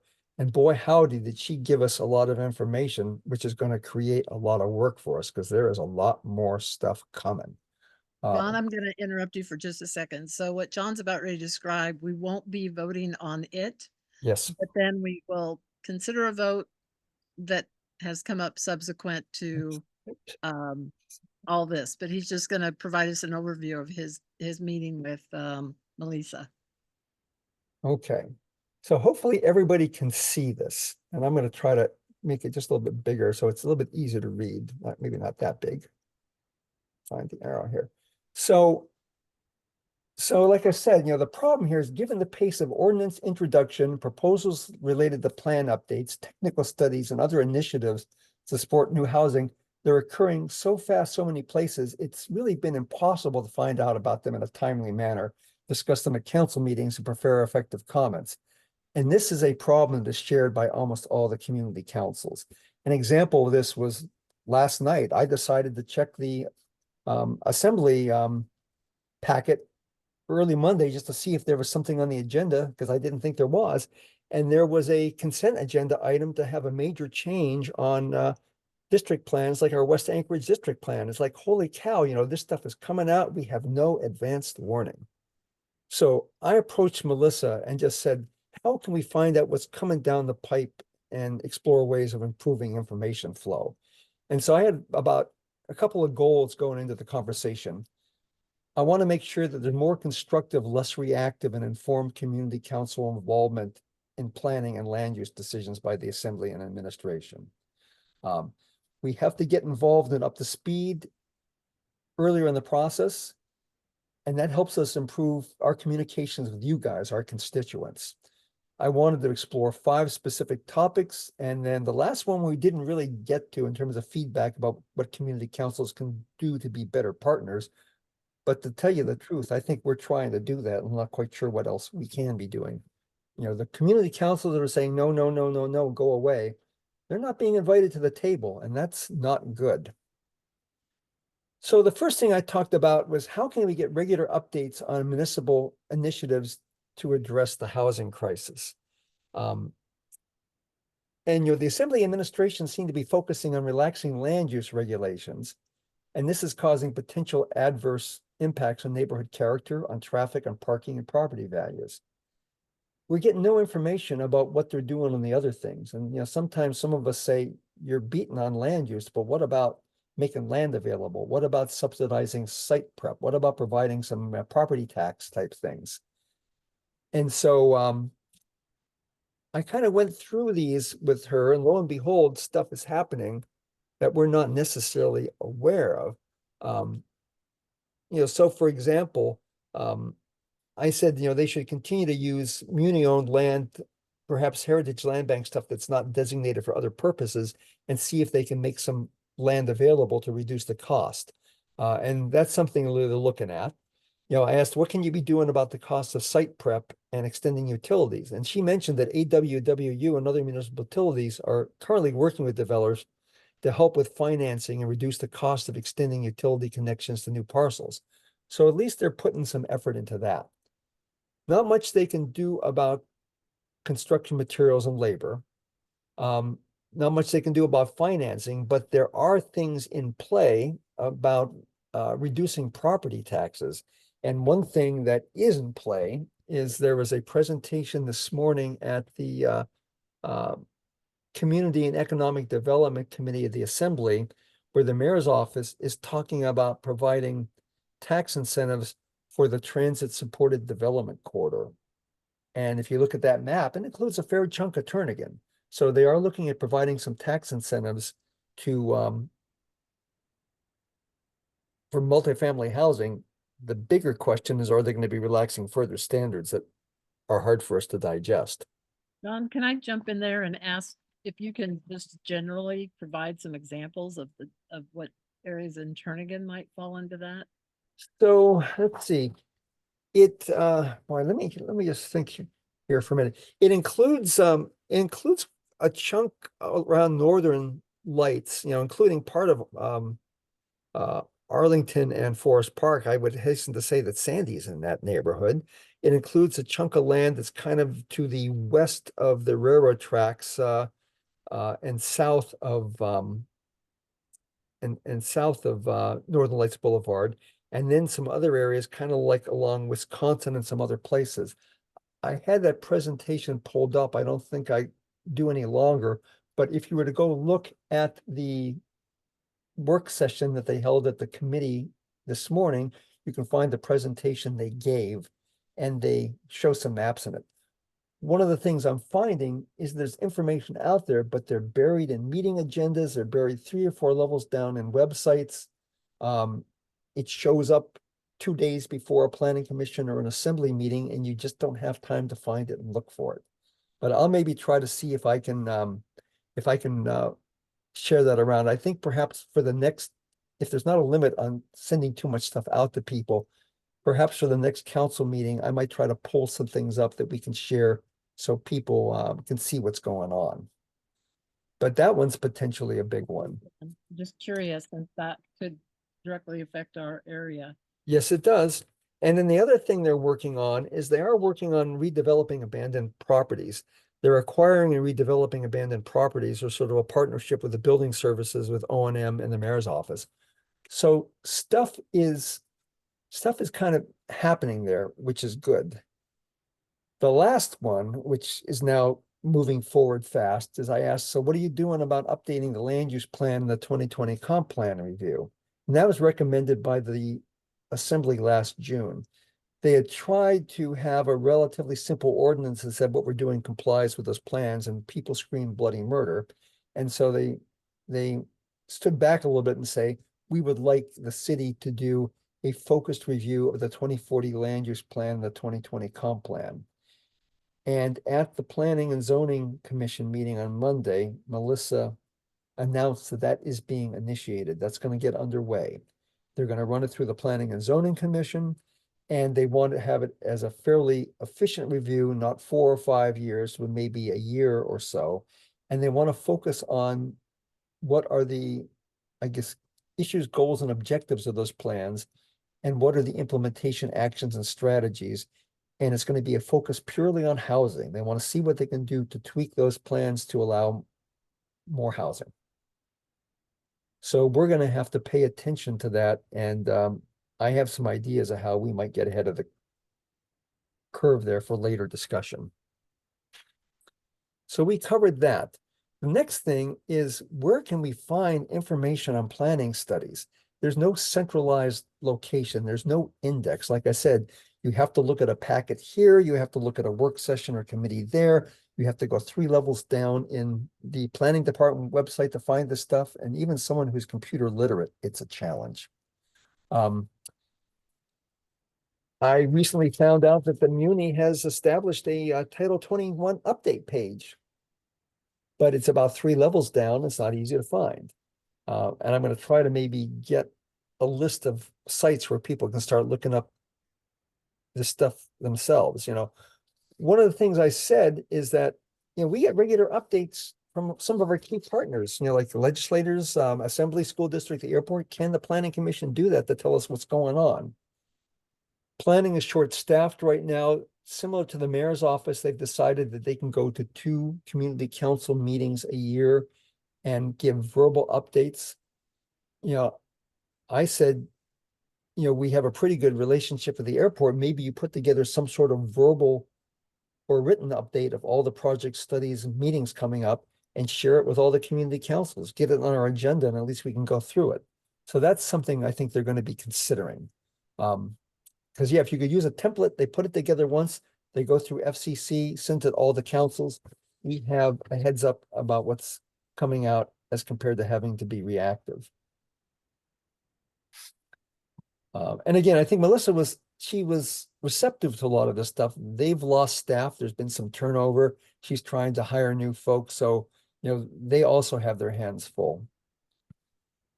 The next thing I talked about was this concept of the working groups and the annual reviews. And I mean, I think site access wasn't perfect, but we got a seat at the table.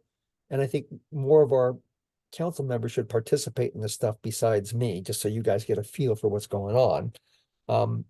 But I think if they had working groups to discuss some of these things, you wouldn't have this pitched battle with testimony at the last minute before the assembly or the planning and zoning commission. And you know, if you look at what happened with the home initiative, you know, the community councils were left out at the beginning, other groups were involved, and that became just a really fairly bitter fight. And it could have been much better if there had been more collaboration. So I told them I'm really happy to be involved in site access. And as a result, I've been invited to serve on a second working group, which has to do with right-of-way management and snow removal. And if you might have remembered, there was this push to get rid of parking requirements a couple years ago, because if you get rid of parking requirements, people are going to build more housing. Surprise, surprise. They haven't built more housing, but what getting rid of those parking requirements have done, have put more cars in the street, created more safety car pedestrian problems, and complicated snow removal. So the city has hired a contractor to do a study of this called right-of-way management. They set up a working group, and there's going to be a series of public meetings on it. So again, it's a good idea, but it kind of goes back to, let's try to avoid some of these unintended consequences from the start. So again, I think, you know, if we have the working groups, we participate in it, we have input into those annual reviews about, are they effective and are they creating bad consequences? You know, it gives us some comfort that the desired outcomes are going to happen with minimizing the, you know, retroactively the unintended consequences. The whole site access thing was dealing with unintended consequences. So let me maybe stop with that before I kind of move to the last one, which is, what are the things that are coming down the pipe? See if there are any questions. Okay, great. So anybody have any comments or questions on what John has covered, which is a lot? So how long was your meeting with Melissa anyway? It was a very full hour. Wow. Oh my gosh. Figured it had to be in a couple. Bravo, John. Thank you very much. Well, so far so good. Looks like Pat has a hand up. Pat, go ahead. I keep forgetting to turn my mic back on. I just wanted to say that we used to have working groups and things like that that work together, and that's how I learned so much about planning and zoning and land use and everything that I learned about land use was through this type of things. So I'm glad to see the effort being made to reactivate or to get more people involved, because this is how they're going to learn about their community and how they can help design the community they want. Yep. Thank you for that effort. And I think there's going to be two types of working groups. One of these with the Muni, but I'm going to end our conversation after this last section about this is kind of awakening a lot of the community councils.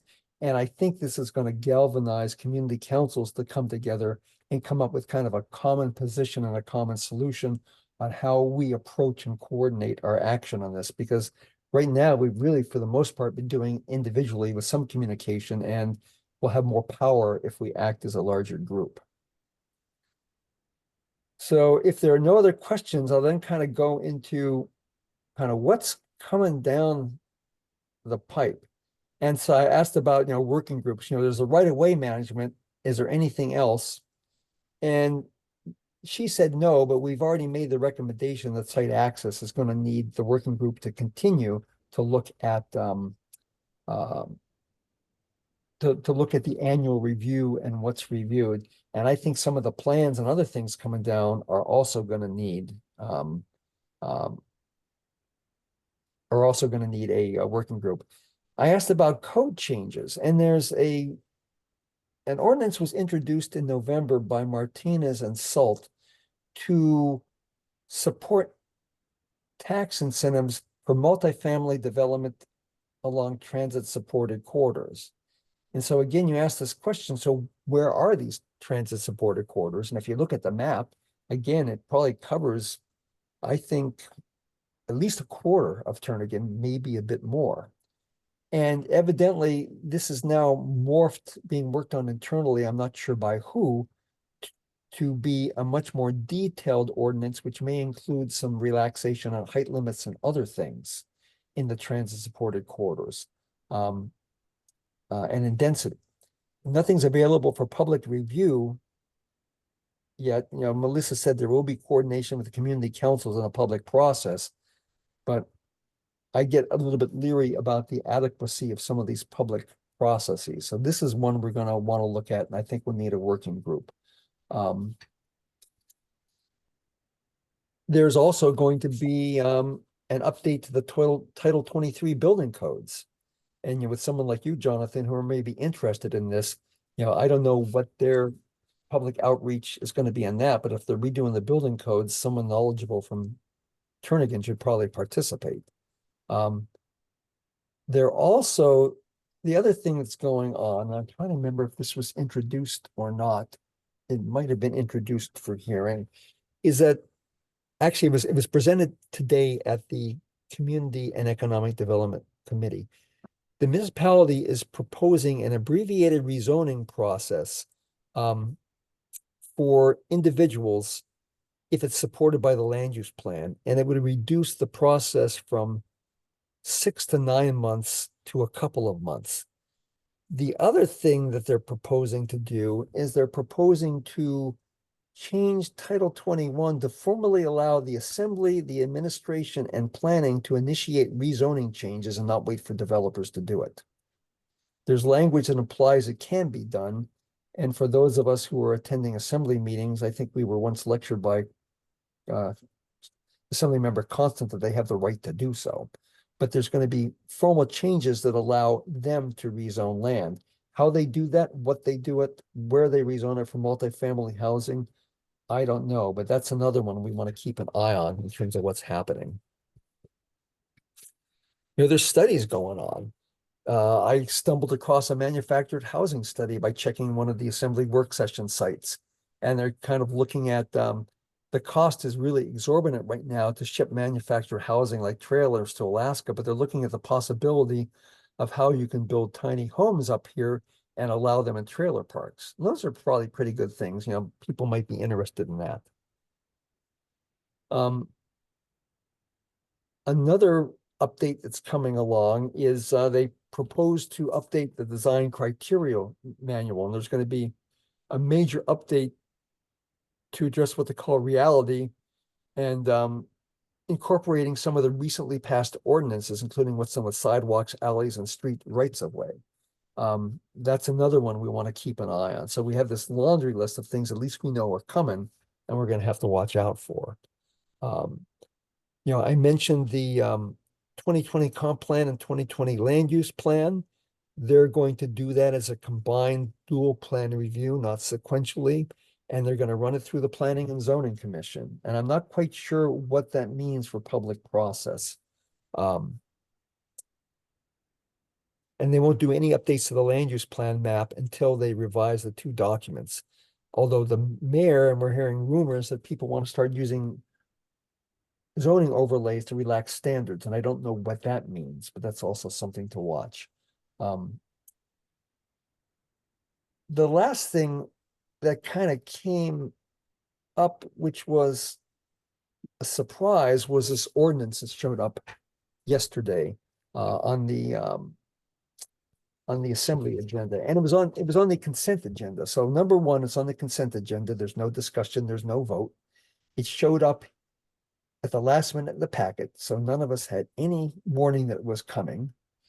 And it is a resolution by the Anchorage Assembly requesting the Planning and Zoning Commission review district and neighborhood plans and recommend whether they should be advisory only to the comprehensive plan or make more money available to other portions of the community that want to do district plans, because the sponsor, Meg Zalatel, said this is inequitable and unfair because some neighborhoods have district plans and some don't, and why should they get preferential treatment with a comp plan?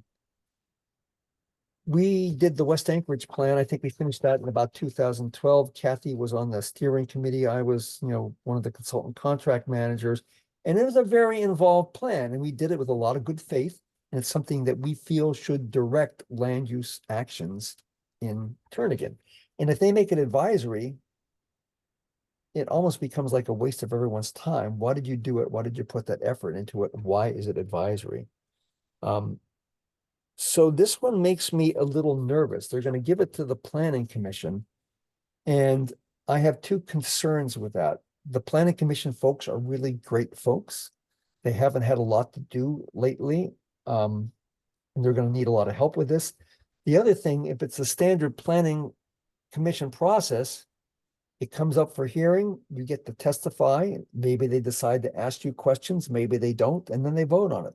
There's no discourse, there's no back and forth, there's no public involvement.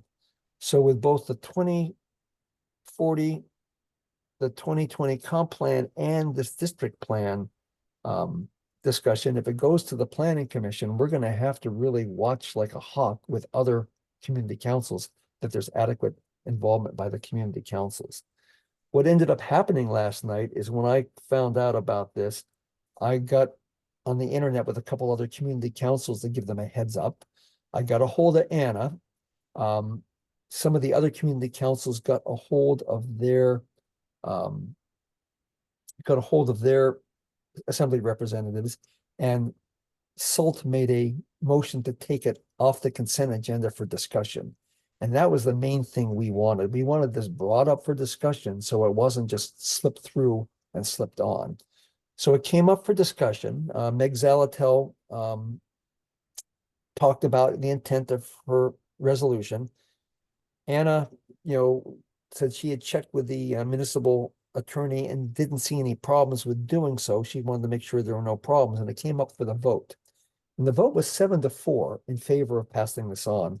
What's interesting is the 4 who voted against it were SALT, or Cameron, were Zach Johnson, and Daniel Voland.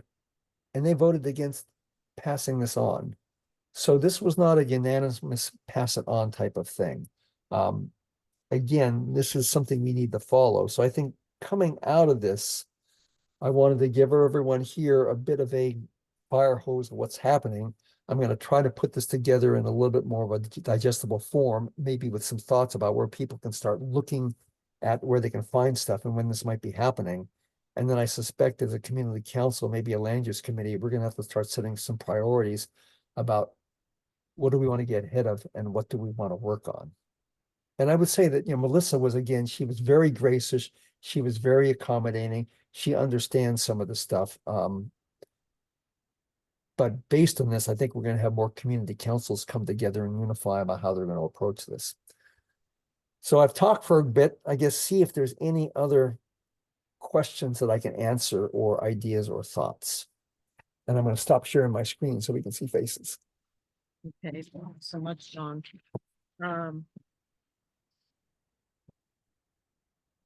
Yeah, it's a lot. We thought we were busy in the last year too. This is just a tripling or quadrupling, or actually more than that. Now that supposedly they're asking community councils to follow, but really they're not doing that at all. They want to streamline the process to the degree that we as volunteers that meet once a month and have a lot on our plate just can't keep up.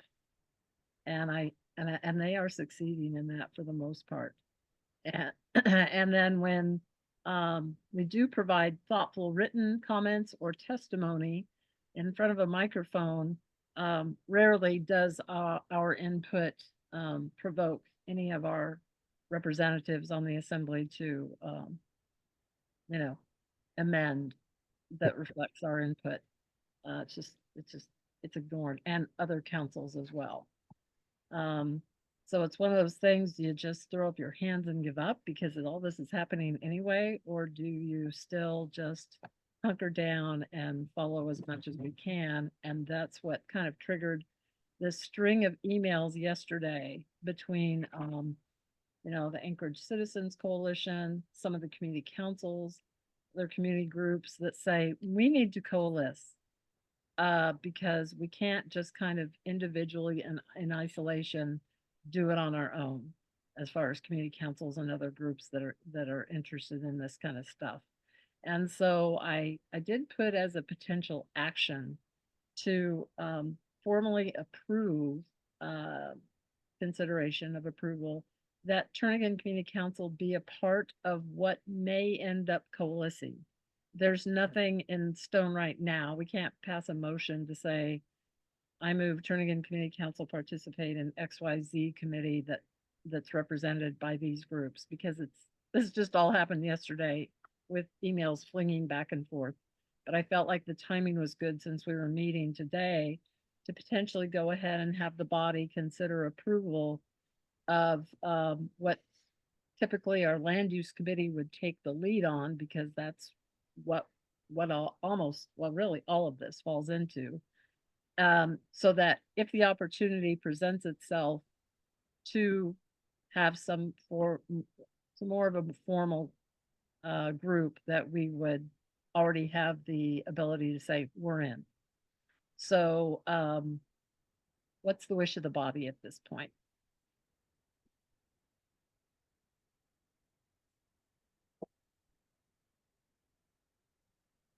Kathy, Yes, Jonathan. would you please clarify succinctly what you're asking? I'm unclear on it. Well, there was just, like I said, this all came about yesterday after so much of this came up, and it was kind of, the tipping point of what John described that happened at Tuesday's assembly meeting under consent agenda to have neighborhood plans and district plans, just be advisory plans underneath the umbrella of the land use plan and the comprehensive plan. Right now, code says these are essential plans that are abided by within those larger plans. And the assembly, proposed an ordinance to just say, nope, they're advisory. Well, I And mean, right now it's a resolution. Yep. So yeah, so a resolution to just allow preemptively for Turnagain Community Council to participate in any kind of potential group working group, stakeholder group that coalesces with other councils and other groups that are seeing all this come down the pike as well, and then we'll be already formed to jump on these multiple things that John just described that Melissa Okay. gave Well, John a heads okay. up on. Right. That clarifies it. Thank you. Okay, that's good. I'm glad if I wasn't clear at first. Well, I think I'd agree with this in general, across the board, what you're discussing, or offering, and John as well. So it sounds like to me, it's a good idea. Bottom line, community council wants to have input, not just be making comments after the fact of an advisory committee who really doesn't have to pay any attention to us. So to have a mechanism where we're involved in a discussion meaningfully along with other community councils, it sounds like that we should be doing this, or we should, the resolution makes sense, in other words. Okay, thank you, Jonathan. Does anybody else want to weigh in? This is Pat. The whole purpose of community councils was to do this type of thing. That's what we created them for back when we, at unification. This is our job. So we need to really get involved. Absolutely. And it's not like we haven't been involved. Right, but they're ignoring us. Yeah, that's just, Kathy gets up in front of a microphone, you Yep. know, John submits a letter. It's not working. It's not working.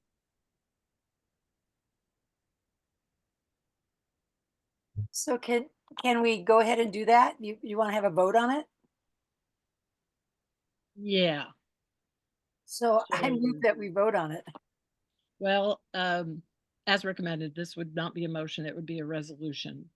So, I don't know who wants to try and wordsmith something. Can you do that off the top of your head, John?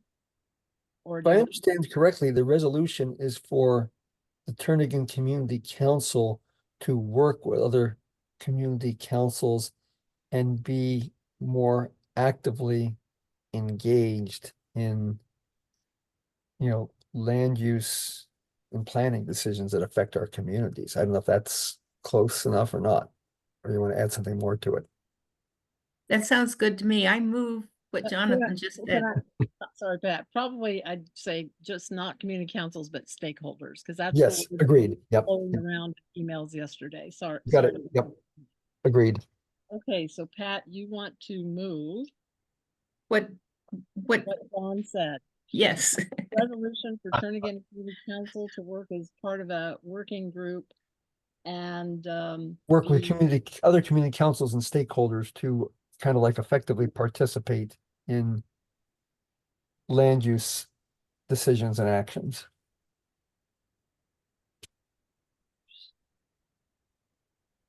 And make comments to the Anchorage Assembly.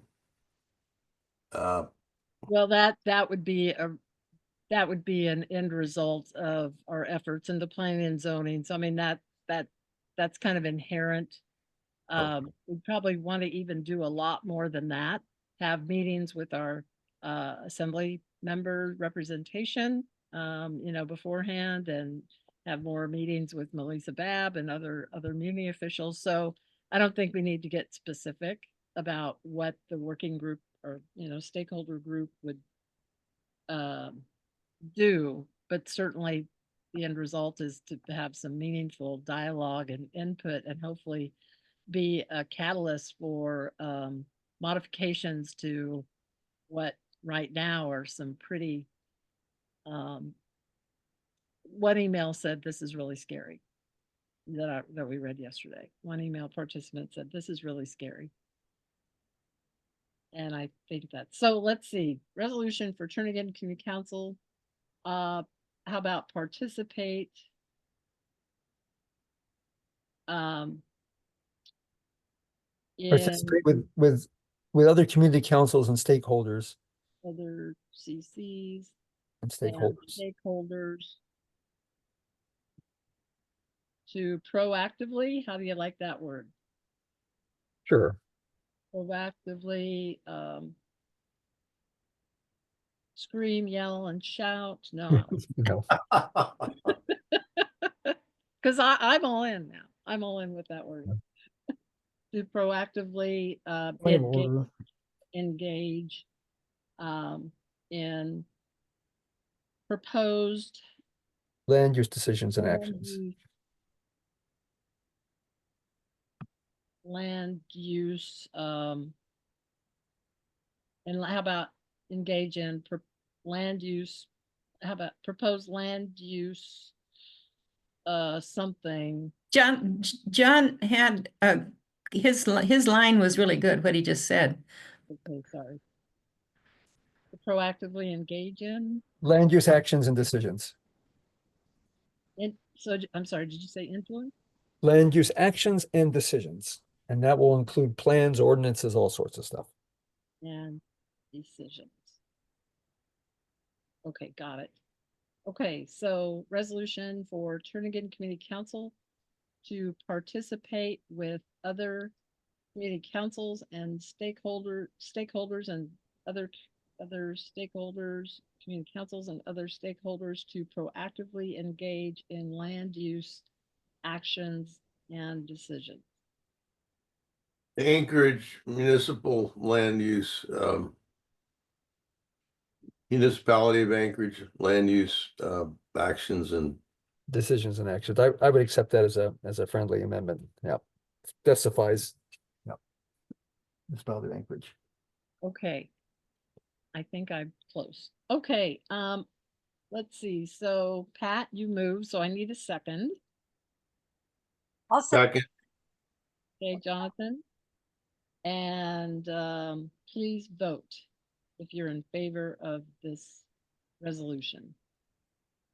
And I'll vote yes. So 1, 2, 3, 4, 5, 6. Okay, 1, 2, 3, 4, 5, 6, 7, 8, 9. Oh, people keep moving on my screen. 4, 5, 6, 7, 8, 9, 10. So I've got 10. Is that correct? 11 with Kathleen. 11. So are either of the three others joining us? Are you? So I've got 11 yes, and we'll see if anybody votes no. So everybody drop their hands. And is anybody opposed to this resolution? Dan, please remove your hand. Thank you. Okay, no opposed. So this passes without objection. Wow, thank you. And thank you again, John, for, I'd say your participation in tonight's meeting is make you worthy of a volunteer award. Yes, absolutely. It's been busy. I think the next couple steps are going to be, we're going to have some communication with other community councils to start collaborating.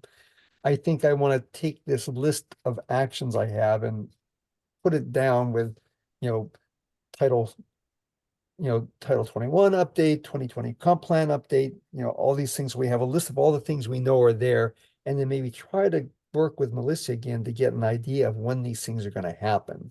And then based on that, we can potentially get ahead of participating and commenting. So that will be my next step. Well, and as Pat was, as you had brought up, John, and Pat so long ago, when there were updates to plans or major updates to Title 21, there would be municipally sponsored working groups that had, like 50 people. There was 50 people on the working group that I served on the land use plan. And it was positive and it was productive and it was good for that much dialogue to happen at meaningful meetings. And for us to try and do this on our own is very commendable, but it's too bad that the municipality and those who represent us on bodies, the assembly body, don't see the value of going down that process, and that it would be inherent in the process of making some major changes. but here we are. This is, you know, this is what we can do at this point anyway. And one of our input could be to request that that be the case. That as part of this process through the municipal process, that they form formal working groups that we can participate in. So we'll see what happens on, you know, yeah, okay.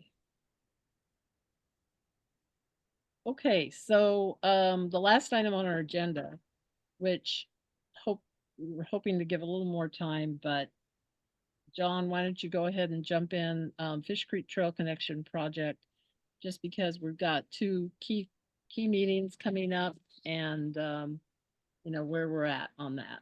Yeah, we do have two key meetings coming up.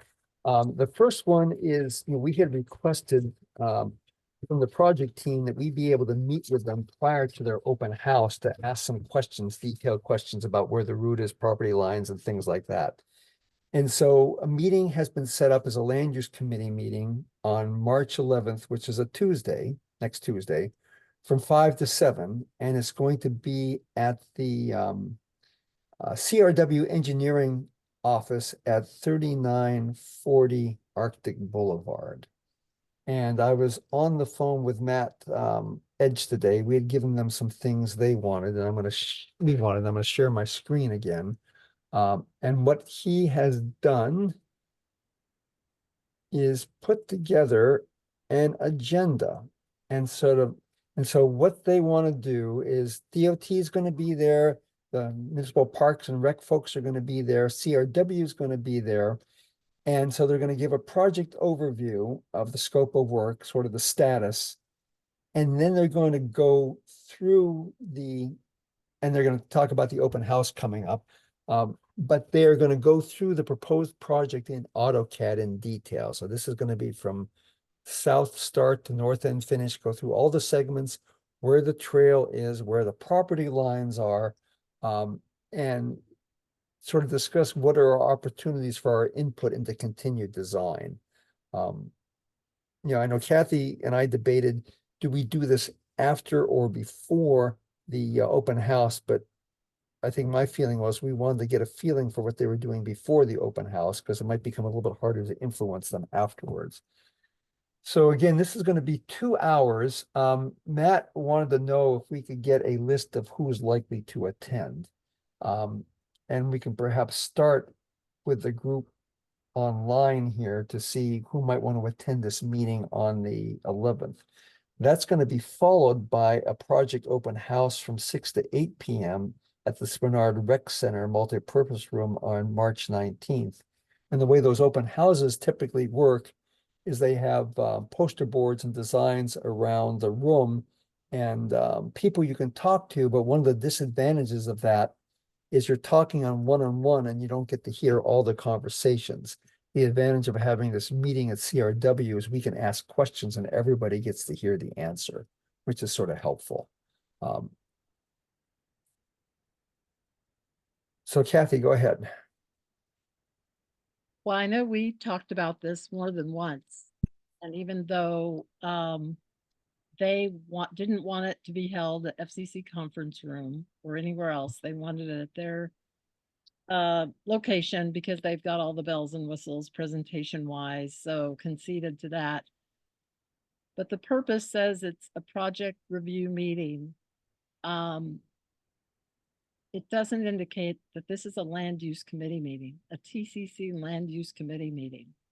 And if they've set this agenda up and then they leave for questions at the very bottom of their presentation, that's not how our committee works. Right. And so I hope that we have the flexibility to actually let them know they're doing this at our bequest and that we really should take the lead on discussion about what they present.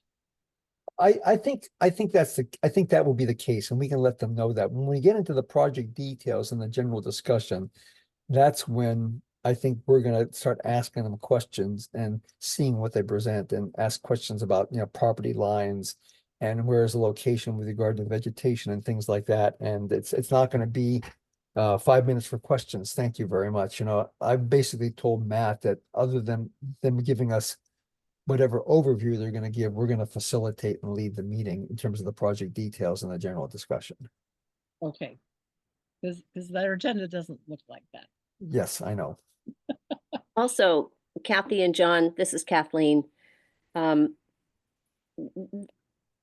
curious as to why they want a list of who might attend, because quite honestly, I'll be letting a lot of people know about the land use committee meeting. No, I think that's good. I mean, they told me that they have space for about 40 people. And it may be because they're doing this after hours, there may be a building security issue. I'm giving them the benefit of the doubt. I don't think there's anything nefarious, but I think they want an idea of how many people are going to attend. You know, I know Matt's idea of the land use committee was a smaller group rather than a larger group, but our land use committee meetings have been opened to people in general. So, but I think if you do have an idea of how many people you would reach out to and see if they're interested in attending, if anyone had the possibility of letting me know that, I can do that. I'll let you know to how many people I've sent an email. that'll be perfect. That'll be good. Okay. Okay. That'll be good. Yes, So, thank you. So I have to say that, you know, because we don't have a definitive committee member list. Yep. We just hold these meetings and they're publicly noticed. And in the past, when we've had land use committee meetings, regardless of the topic, but certainly when we had our big one, whatever month and year that was, where we had a large attendance at the FCC conference room on this topic. You know, we have FCC send out an email notice to our generic email list, notifying them about this coming meeting. And I'd need to get direction from the attendees of this meeting if we don't want to do that this time, but instead we'll just kind of, well, I know I'm going to talk to a few people and I'm going to let a few people know. And I don't really feel comfortable with that, but I understand logistically we can't have 100 people show up. Exactly. So how do we handle that? Should we or should we not send out an email notice, which would need to go out tomorrow with this agenda? So John, if you can email that to me. And I think I already have, so. Okay, Yeah. Okay. I'm really of mixed feeling because I think, you know, we can't swamp the meeting. And that wouldn't be my intent. And I Yeah. know when we had a ton of people show up at that other meeting I'm referring to, that we had you know, a lot of people that are trail supporters show up, and those who don't live in Turnagain, you know. Yeah, and show this is not a trail supporter meeting. This is kind of a Right, meeting for us to exactly. ask questions. And Yeah. that's the potential consequence is if we just send out an email, unless we. Yeah, I mean, I think for that reason, I would probably recommend not sending out an email, but I think we do need to spread the word among the people that we know who have been active in this from kind of like a land use committee point of view and have perhaps a neighborhood property, turning it interesting compared to citywide trail reporters. I agree with that, John, but I also feel that there's a high level of investment. And you know, numbers of Turnagain people have been very active in this. And I don't think we're going to, I don't think we're going to gain any goodwill by saying it was a closed meeting. And I also am curious, based on this agenda, if this is going to be the same basic, like, is this, you know, at the open house, is this, are all these topics going to be discussed there as well? And if we're having a land use meeting a week before the open house, is our input going to have is our input going to be considered at all as the land use committee before the open house? I mean, I don't know that we're going to take any action at this meeting. I think this is an informational meeting for us to understand what they're proposing to do, and we'll have, I think, the ability to ask more detailed questions than we would at the open house. We might have the ability to see more detailed information as compared to a poster board and go back and forth on the screen and see things. You know, I think this was your intent, Kathy, that I think after we had this meeting and we had the open house, the council would then reconvene and decide what action we wanted to take in terms of, is there a new resolution to support, conditionally support or oppose? Well, I think there almost has to be, because a significant part of this project is things we have never seen before. And that's when they decided about a year ago was the first time we knew about it, by accident, you might say, by attending the 2014 Transportation Fair over at UAA, or Alaska Center facility, was they're going to reroute a section of the coastal trail at the north end, and where the Fish Creek Trail connection will intersect with it. We have not seen one map, one detail, one iota of information. And our resolution that we passed in November of 2023 obviously didn't address that, because Yep. it didn't exist yet.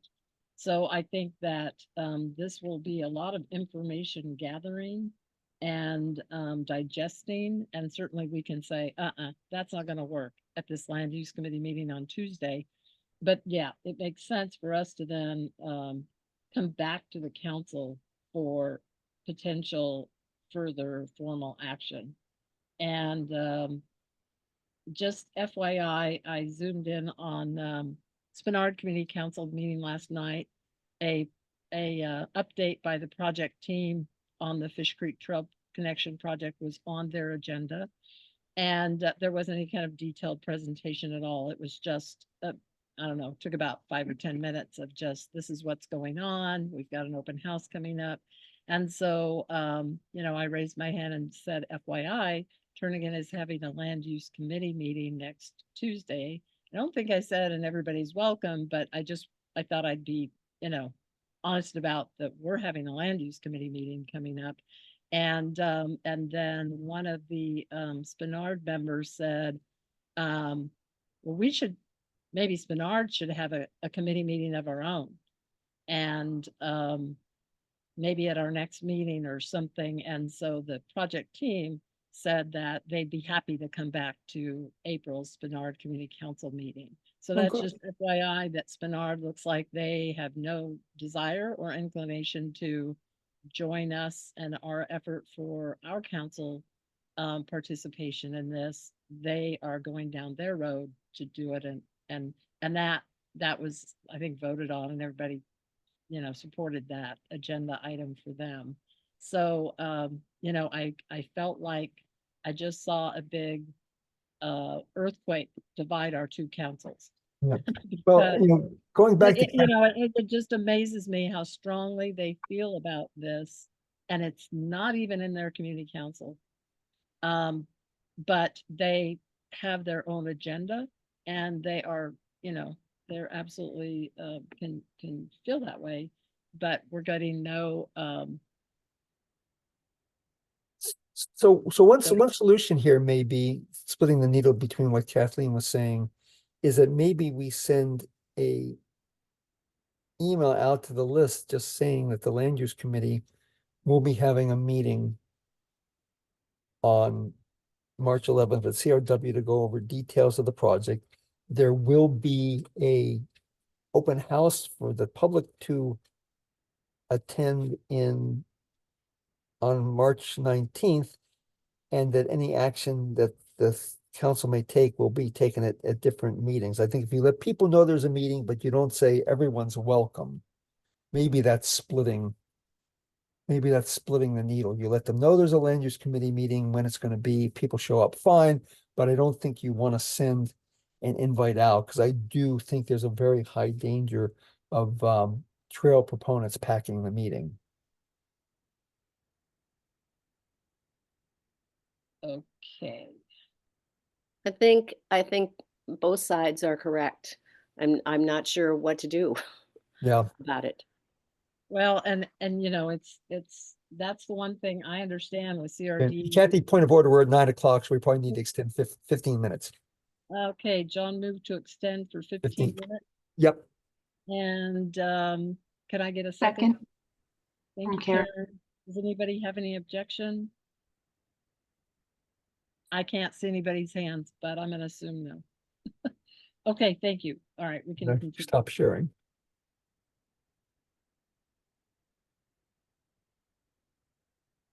Yeah, I really don't care for that agenda at all, the way they characterized it. And I mean, I think, you know, we can, you know, collaborative, but as long as they have a verbal understanding from you that this is our meeting and we appreciate everything they're gonna do, because the devil's in the details, and this will be the first time we're really gonna be able to see details. that's right. And I'm actually looking forward to that. Yep. And I hope that I indicated last evening at Spadard Council's meeting that, you know, that I'm aware that there's some legal action been filed. And I was just had no idea how that may or may not affect this project, and was told that it won't at all. And so I had asked, is the trail not intersecting the McCary, you know, private drive, Forest Park Drive at all? And the answer, Tyler typed it in the chat, no. And so that's really going to be interesting to see the northern end, if that is completely away from the McCary area, because we just haven't seen it yet. Yeah, go ahead, Jean. Do we know if the open house, we requested that it not be just poster boards and everyone walking around. Is it going to be a presentation where we all hear the same information and then we all hear what everyone's questions? I would say the DOT standard playbook is to have an open house with posted boards and everyone walking around. That's the way they do it, and they do it for a reason. Mm-hmm. And so if that's the case, this land use meeting is going to be more where we get to hear and then we get to say, and I would like people to come to that. Yeah. Because the open house is going to be a wash. You know, people are going to walk around. They're going to ask questions. I'm not going to hear. Yep. I'm going to ask questions. We're all going to get different answers. And it's just not very productive, in my opinion. Yeah. I mean, I would agree. I mean, again, I would recommend that we just basically say that Turnagain Community Council is holding a land use committee meeting at such and such date, such and such time. There will be a public open house. I don't think we want to go to the step of saying everyone's welcome to attend our land use committee meeting. I agree. Yeah. And I did say, and John, you may know this, but that was the first I heard of it last night at the Spadard meeting. They said they're at 75% design right now. Yep. And that's what this agenda also says, which, you know, will be. Okay, well, I couldn't read it for sure. No. So. Okay, so I'll request that FCC send out a notice of our land use committee meeting that'll take place on Tuesday, the 11th. Yep. And indicate that, you know, we'll be provided details, providing CRW will provide details, design details. Yeah, and again, I would say that there will be a public open house on. And then also say, and there's also going to be a public house. And so I would say you're invited to attend the Turnagain Community Council land use. And I would maybe say to discuss design details as compared to provide design details. Discuss design details. Love that. Discuss design details. And John, I don't know if you did or not, but can you make sure you provide me their specifics on where they're at and where people park and what room it's in and the whole 9 yards. Yeah, I'll take a look at the email I sent, and if I need to update it, I'll. Okay, well, yeah, I guess I didn't check emails right before this started. Yep.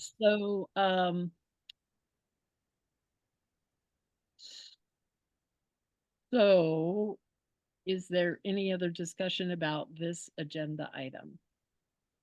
I think that the key thing is that we get a lot more information and then we can have a better sense of where we're at. Of course, um, one Turnagain Community Council member, John Haxby, who's been, very involved in this as well, has presented an alternative that would be on the entire trail, but on the east side of the railroad tracks through the La Honda area. La Honda,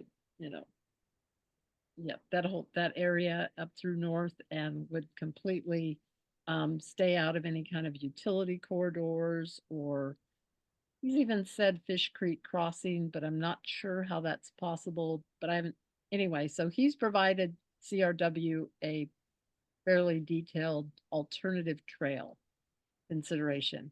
So that, I think, should be one of the things that we ask about at Yep. Tuesday's meeting, is because I'm curious to see what his alternative is and how it compares to their preferred alternative, where they're at a 75% design now. So we'll have really good information to dive into, see what's going on with the project at this level. And Well- and FYI, the open house is the same night as the Federation of Community Councils meeting, and I'd normally ask Karen to attend as our alternate, but I know you're not going to be in Anchorage for that, so I'm going to have to flip a coin and see which event I go to, but because there's a lot going on with the FCC delegate stuff as well that we really need to keep track of. Yeah, go ahead, Jean. Or no, Kathleen, sorry, Kathleen. Hi, yes. I'm just pointing out that on the agenda, under project details, it says discuss opportunities for TCC input in design. So, is John Haxby presenting his alternative to that meeting, or has he presented it to anybody besides the design team, or? I have no idea. Okay. I know he's provided his alternative design to the project team. Okay. And All right. that's all I know. I have not seen it in detail. I don't know if he's presented it to any other group or neighbors or Okay. anything. I have no idea. I Okay. assume he'll be attending Tuesday's land use. Okay. Okay. All right. Thank you, Kathy. Sure. Thank you, John. Welcome. Okay, does anybody else have anything they want to bring up? We've got about 5 more minutes, so I know I'm tired. No. This Yeah. is all good. There's just an amazing amount of things for us to keep track of, and I thank you all and applaud you all for being true active members of the council, because it only makes our neighborhood better. So, anything else before we move to adjourn? If not, I will entertain a motion to adjourn. Move to adjourn. Second, Kathleen. Who's that? Kathleen, thank you. Mhm. Any discussion? If not, this meeting, any objection?